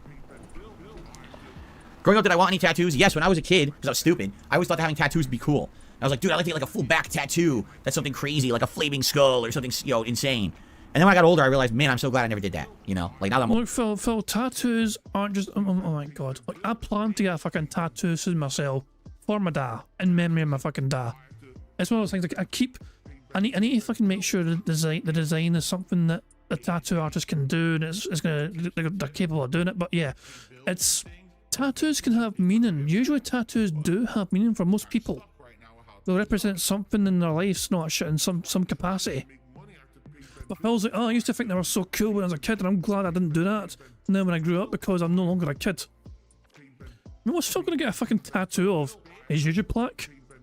Like, I'm glad I don't have any tattoos or anything. Because in your youth, you always think stupid things.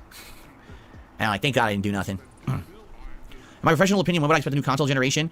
2 to 3 years. I think Nintendo will be first because the Switch is already massively outdated. So you can expect a new console from Nintendo within 2 years. And then everyone will follow suit probably the year after. That's my take. You guess I probably own an SNES. What about the OG NES? I have both, but I don't think they work anymore. I have both an SNES and a regular Model 1 NES in my collection here, but they're very old and they probably don't work. So.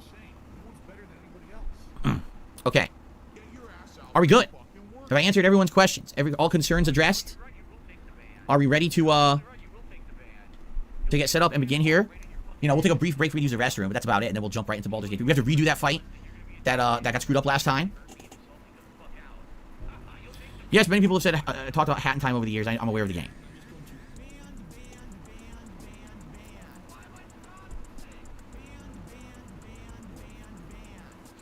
I did not own the DSi. I had a Model 1 DS, and then I had the DS Lite. I had the regular DS.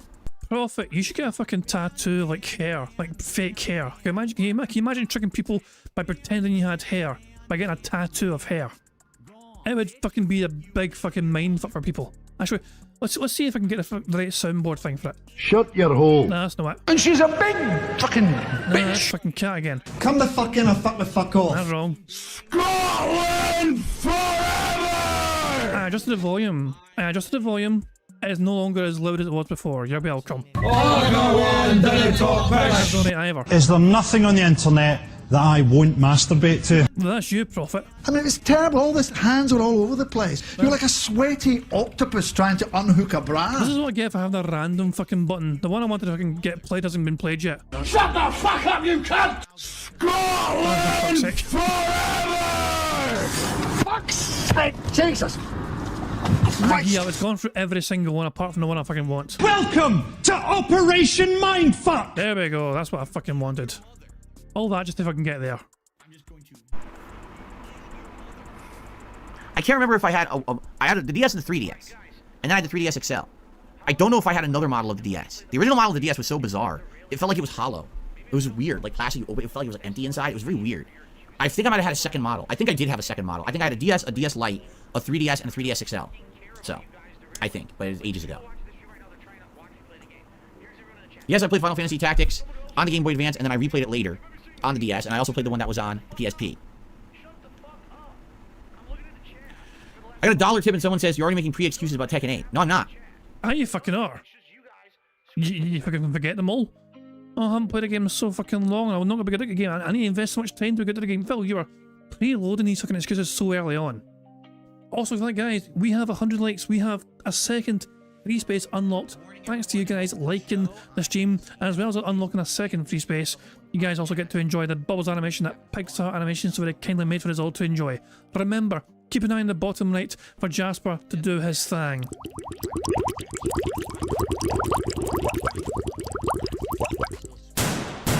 Get double tap, bitch. I love that animation. That'll never get old, that animation. Big ups to Pixar for that. Who's making excuses about Tekken 8? Whatever. Thanks for the dollar tip. I'm not going to waste time. Every time I see something ridiculous, I'm just going to say, whatever, thanks. Moving on. Not arguing. Not wasting time. I don't have time to lose. Alright. Alright. I think it's time to adjourn the show. Thank you guys for a great podcast. I hope you enjoyed. Remember, tomorrow's my day off, so I'll not be here tomorrow, but I shall return to all of you on Friday. We will have a Phil's Day Off segment where I will talk all about my antics on my day off. In addition, I'm sure there'll be game news and other things, and perhaps we will be talking about my year-end wrap-ups on Xbox and PlayStation. We'll see. But in the meantime, stay warm. Happy holidays. Thanks for a great show, and I will see you all very soon. The fuck's this shit? He added the fucking jingle noises. What the fuck? Wow, that makes it a whole lot better, Phil. Okay, guys, it's time to get set up here. Quickly. And then, like I said, I'm gonna take a very brief break just to kind of pee, and then we're gonna jump into the game. So thank you guys so far for the early support. I appreciate that. Remember my 2 goals for the day. Number 1, to hit 650 members. It'd be great to do that. And number 2, we've already hit the tier 1 tips call. It'd be great to get further, obviously. And we'll have a hat you guys will choose when we hit $100 today. 2 festive Christmas hats in the running, or we could do other hats as well. And we could put like kind of comedic hats. So let's see what happens. All right. All right. So really quick, let me get my controller over here. Ouch. Ah. No bathroom break. Ah, my back. Oh, I'm glad I'm taking a brief break to use the bathroom. Man, my back hurts. Ow. Lol. I get too old. My fucking back. I stand up. My back's killing me. Fuck. Bad backburn there. I'm not even fat. I used to be fat. I'm not even fat anymore. Okay, let's just take a quick break. I'm just gonna mute the mic. I'm not gonna do anything crazy. Just gonna mute the mic. Go use the bathroom. I'll be right back, and then we'll begin. Okay? I'll be right back in just a couple minutes. We do have a chance for Scat Talk. It depends what he fucking says when he gets back. Let me just fast forward to when Phil returns. When will he return? Is he here yet? Is he here yet? Oh, here we go. So I need to rewind. Here we go. We're only behind DSP by like fucking 6 minutes. We're doing quite well. Go on, Phil. Scat Talk. All right. Holy shit! I received a $1 tip. It's a troll too. That's great. I got a $1 troll tip. What a moron. All right. Holy shit! There's a moron. Okay, guys, get ready to start here. Holy moly. Here we go. Oh, for fuck's sake, poor Steve. I had hydrotherapy today. Fuck you, your stupid back. We are hoping that you're fucking recovering, you know, as well as fucking possible, Steve. You know, I mean, you're always in our thoughts, pal. Also, just do what the doctors tell you. Do your best to try and recuperate best you can. And remember, DSP is an arsehole.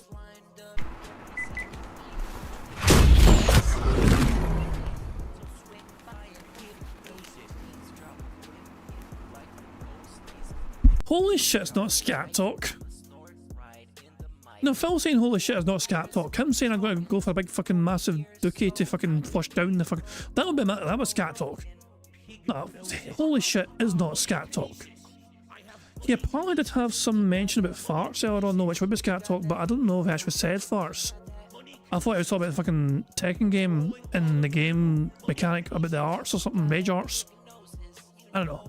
I thought he said rage arts. But, you know, fuck it, fine. If Phil said farts earlier on, then Burger. I'll take it. 5 in a row. That's concerning. There we go. And Steve is saying, yeah, I'm recovering just slower than I thought it would be, which is a bit frustrating at times, but I'm getting there. It's going to take time. It was a major fucking operation you had, man. And it's going to suck, but, you know, think long term, pal. Just try and think long term. You'll get there in the end, just bit by bit. You know what I mean? So fingers crossed for you, pal. You'll be back up and running in no time, I'm sure. Hopefully, but just persevere, pal.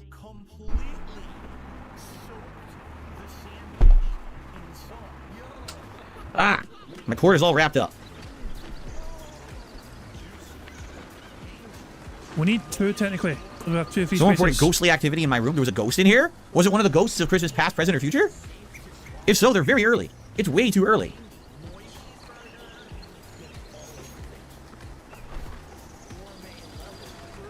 Leonara says, did a $200 tip from the first tip get challenged yet? Here's the thing, all right?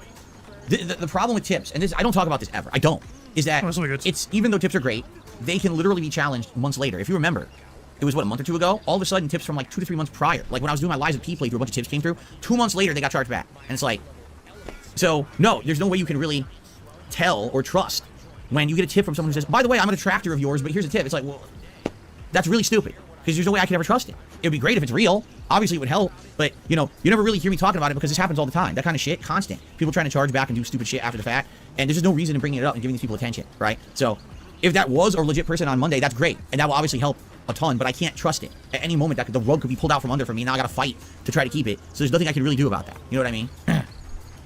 Play Cool says, did you read the tip I sent you at the start of the stream? I don't know. There was no tip that said Play Cool in it, and I read quite a few tips, so did it go through? I'm not sure. Play Cool?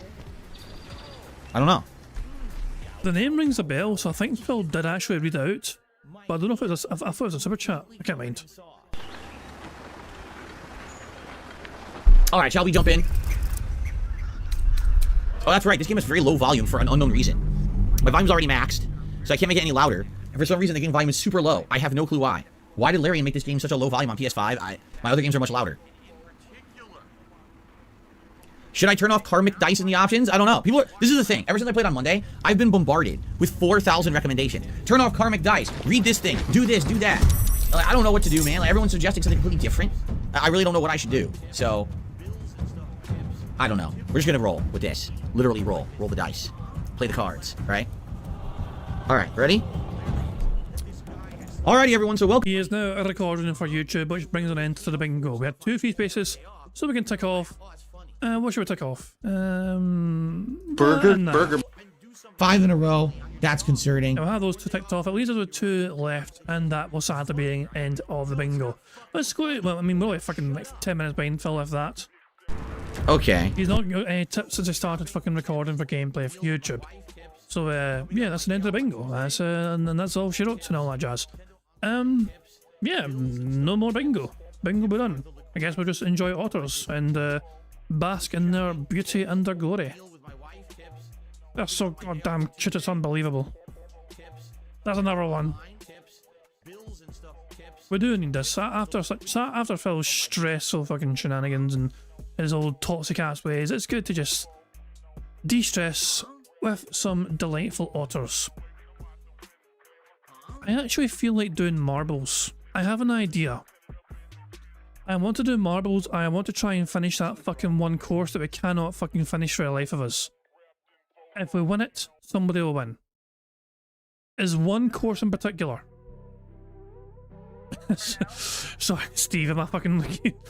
Yeah, I'm thinking marbles. Yes, Steve, you did hear marbles.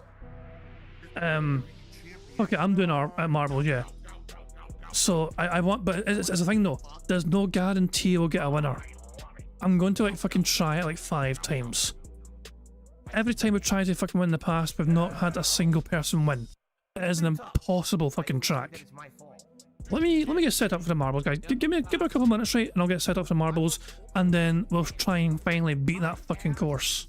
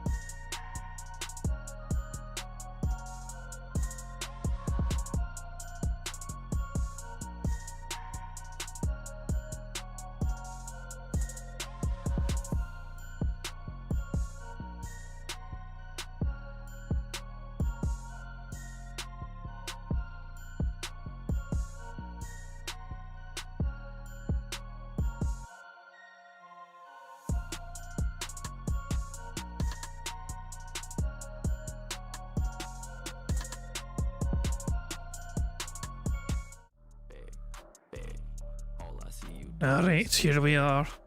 Back into this fucking madness once more. This was made by some nutter called Arthur. It's called Fairly Airy Air. We have tried, I think, 9 times in total so far to finish this course. Not one single person has managed it. I am going to try 5 times here. If somebody wins, then somebody wins. If we don't, we'll try again another day. At time go. Start also if you get fucking down this side, you're fucked. So the first obstacle is to try and not get fucking battered on this side. Oh, there goes Nathan Cohen and Cadence. Poor buggers. Let's come over here and get ready for people getting... Oh, people are falling off. So many people are falling off and dying already. Ranger V1 has the lead so far, and they're over here. We'll just catch up. Oh, there's Darebear. Darebear trying to get through the portal here. Remember, you want to try and get through here. Prophet gonna have a try now. Who's gonna be the first one to go through? Lasers are killing people, but Lewis Martins has made it through. I suppose that paid off as well because you want to make sure you want to hit that. Hitting that helps you, in my opinion. Flying down here so fast doesn't, and you'll see why. That's why. If you get slowed down by that fucking round thing at the top there, you'll get a nicer bump from this thing. Lewis Martin should bump into the middle here quite safely. There you go. Lewis Martin's has got the leads right now. There's 90 people left. Battery exhausted should be fine here. Yep, they made it through as well. Here comes Lewis Martins. He needs a good bump. He needs a good bounce. He's going to make it, you know. But will he fall through the gap? He might just fucking... Oh, he might not make it. He's still making it. No! Battery exhausted is next to try. He's going to be short. Is he going to be short? He's going to be short. Ice Spreader's next to try. I don't even think it's fucking... No, he's not making that. He's definitely going to fall short. There are 2 people left. Steady Sky... Well, it was 1 person left. They died. Well, attempt 1 was not very good. You know, couldn't even fucking get over there. So, attempt number 2. We try again. Remember, I mean, we didn't win bingo, but I still want to fucking achieve what feels like the impossible and finish this course. I want somebody to win this. It's been a rough year. So fuck it. We'll give us 5 goes. This is the 2nd go. Master on a piece of slicer, who won bingo before a while back, is not going to win this time because I'm about to fucking die. Poor guy. So many people are dying straight away. Lord Coomer is at, and Daniel Cannon. Let's catch up. Who's going to get bounced through the fucking portal first? So many people are just dying one by one so goddamn quickly. JR's the first one to make it. Is he going to hit the bump? He does. That to me is massive avoiding. No, that could be bad actually. You want to fucking get down the side here. Because I don't think this is going to go well if you go down here because it's going to throw you off a bit. He might be okay. He might be okay. Yeah, he got away with it, he's fine. But JR's first one through. So many people are behind there and they're not doing quite well, but JR, the incoming toast is dead. So here we go, let's keep an eye on JR. This needs to be a good bounce. That is a great bounce. Oh, he's definitely making it. We finally have our first genuine, real effort to finish this.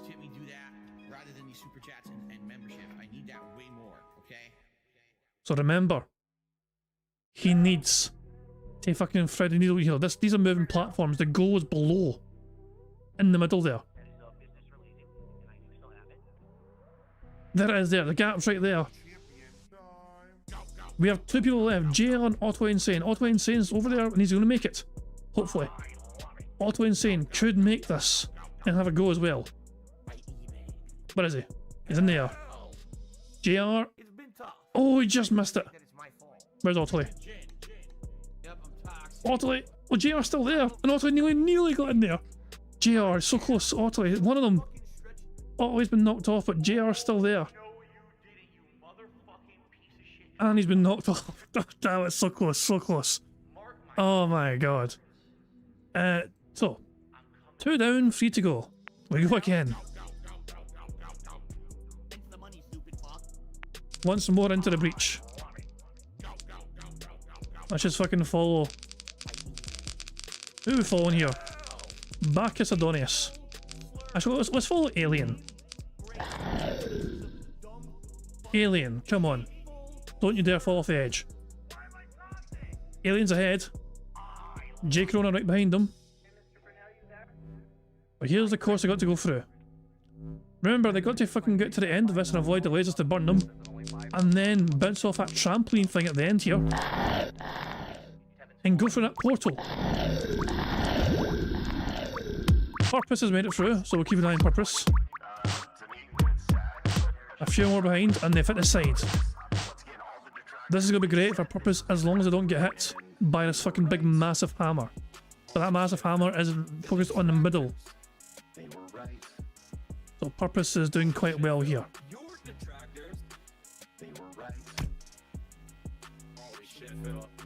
I have no idea by the way what that fucking flashing thing was that came by. I think there's something to do with the laser light show back there. But we're keeping an eye on Purpose for now. Purpose is our hope right now. Purpose is our one hope here to try and fucking finish. Oh, they just got fucking rejected. Their ass got bounced the hell out of there.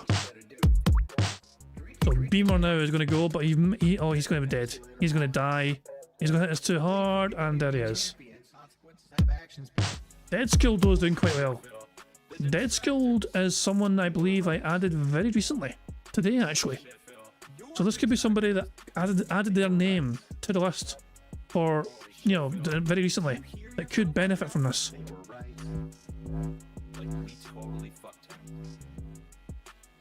Dead Skilled hoping to be successful. There are 4 people, there's 3 people left. Tommy, Icebread, and Dead Skilled, who has got the lead on everyone else right now. It needs a good bump here though. It needs a good bump. It might get it here. I don't know. Yeah, it looks good. It looks good. How's everyone else doing? Everyone else is dead. It's up to Dead Skilled. So they went too far. I went through the portal, which sends them back to have another bump. And this might not be good. Nah, this might be good actually. It's hard to tell. From here it looks okay, but here, no. Nah, they're dead. They're dead. They're dead. Damn. Damn again. Right, we got 2 more goes. We got 2 more fucking goes. I'm determined to finally win this fucking course. It is fucking driving me mad. We've won every single fucking marbles smart we've ever had. Apart from this one. This is the one that we've never won. And I want to change that. And if anyone can fucking do it, it's us. You gotta fucking believe, guys. You gotta fucking believe. Now, Daniel's not fucking gonna believe. He's fucking done. Those Dead Skilled. I won't be repeating this heroics from last time. Nugs Medallion and Jeff Walsh. Everyone else is dying behind us. But these 2 other ones are trying to get going here.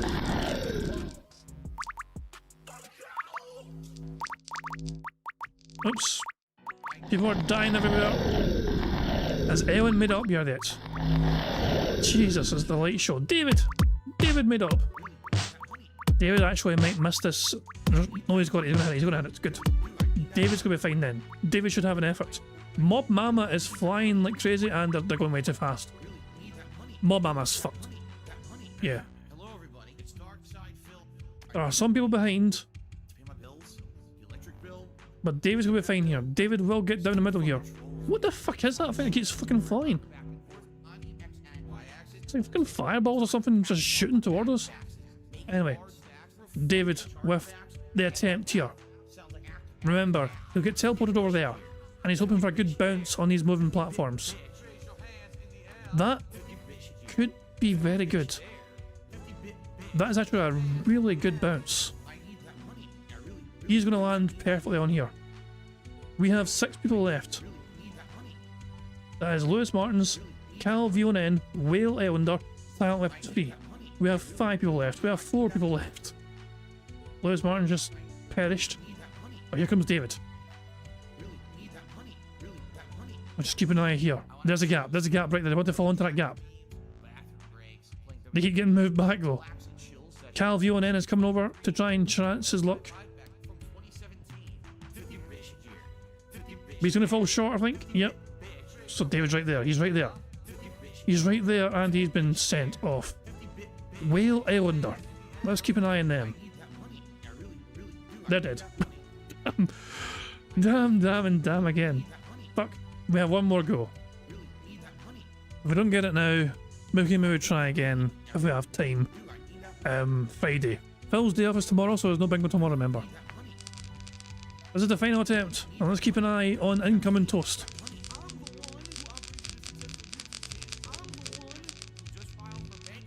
Incoming toast is who we're keeping an eye on. Veloran's down for it. Snow Yusuf.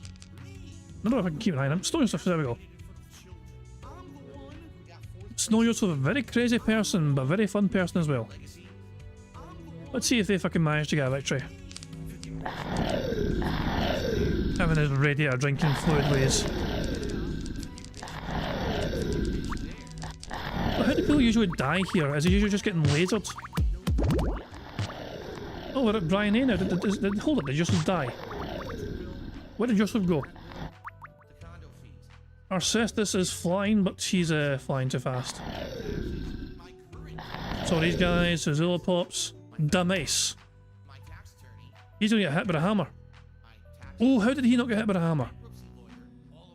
He got very lucky. Damace, this could be the run.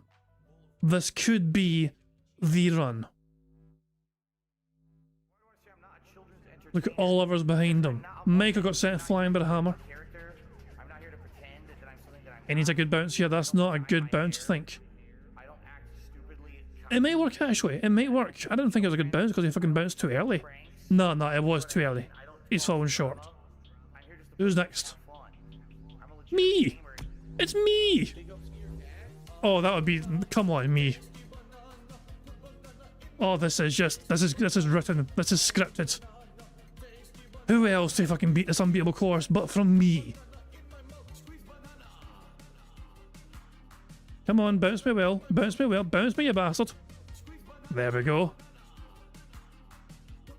Shut the fuck up, you cunt! This is the fucking Shawshank Redemption, right? But with more tunneling through shit and no fucking redemption. We're landing. We're going too far. Oh, fuck. No. Oh, well, we get to try again, I guess. I'm the last one alive. Nah, this is gonna be bad. This is gonna be bad. It may work. Oh, go on, don't talk pish! Come on. I'm gonna land, okay. It's not gonna be too far. I think I'm gonna be fine. Fuck! Right. I am the last hope. For the last attempt, I am the last hope. Come on. Just get in right, just in the wee gap right here. Right in there. Get in there. Been sent backwards again. No! Yes! Maybe. What the hell's going on? Oh, we're so close. We're so close. Come on, no. Back. Oh, fuck. Damn it. Fuck! Damn it. I tried. God knows I tried. Ah, but it was not to be. We will try this again. I want to fucking win this. I don't care who wins it. If it's obviously it's me, it's fucking had it, great. But someone needs to win it. Somebody needs to complete this course. Oh, we've never managed to beat this course. Oh well, we're done. Let's quit this shit and get back to the otters. There they are. Guys, thank you very much for joining me for tonight's bingo stream. Sadly it wasn't a full house, and sadly we can't fucking win that fucking course in marbles. I'm determined one time to fucking get it. Guys, I do hope you enjoy the rest of your Wednesday, though, and enjoy your day off as well from Phil's Antics. I won't be doing any streams tomorrow. I'm just going to be busy doing one little thing, however. I shall return on Friday for some more bingo antics. But until then, guys, hope you have a good one. Hope you all enjoy yourselves. And I'm going to end how I always end by playing notorious PIG contributions made by the supremely talented Pixar Animations. So, guys, until next time, until Friday anyway as well, catch you all later. Have a good one. Peace out. On September 14th, a pre-authorized payment of $16.51 from PayPal.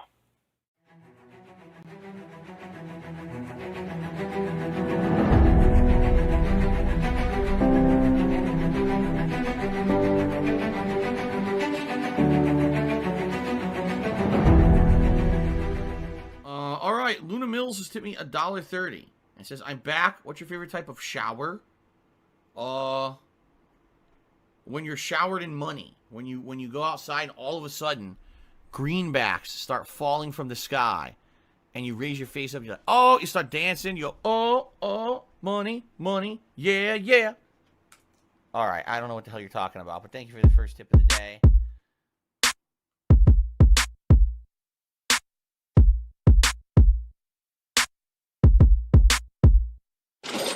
Money, money, yeah, yeah. Money, money, oh, money, money, yeah, yeah. Money, money, money, money, yeah, yeah. Money, money, oh, money, money, yeah, yeah. These contributions are mandatory.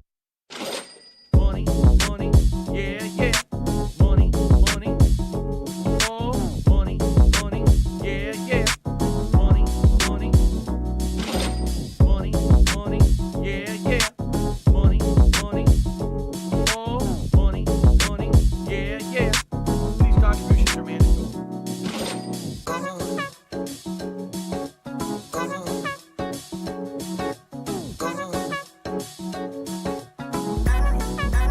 Show me the money.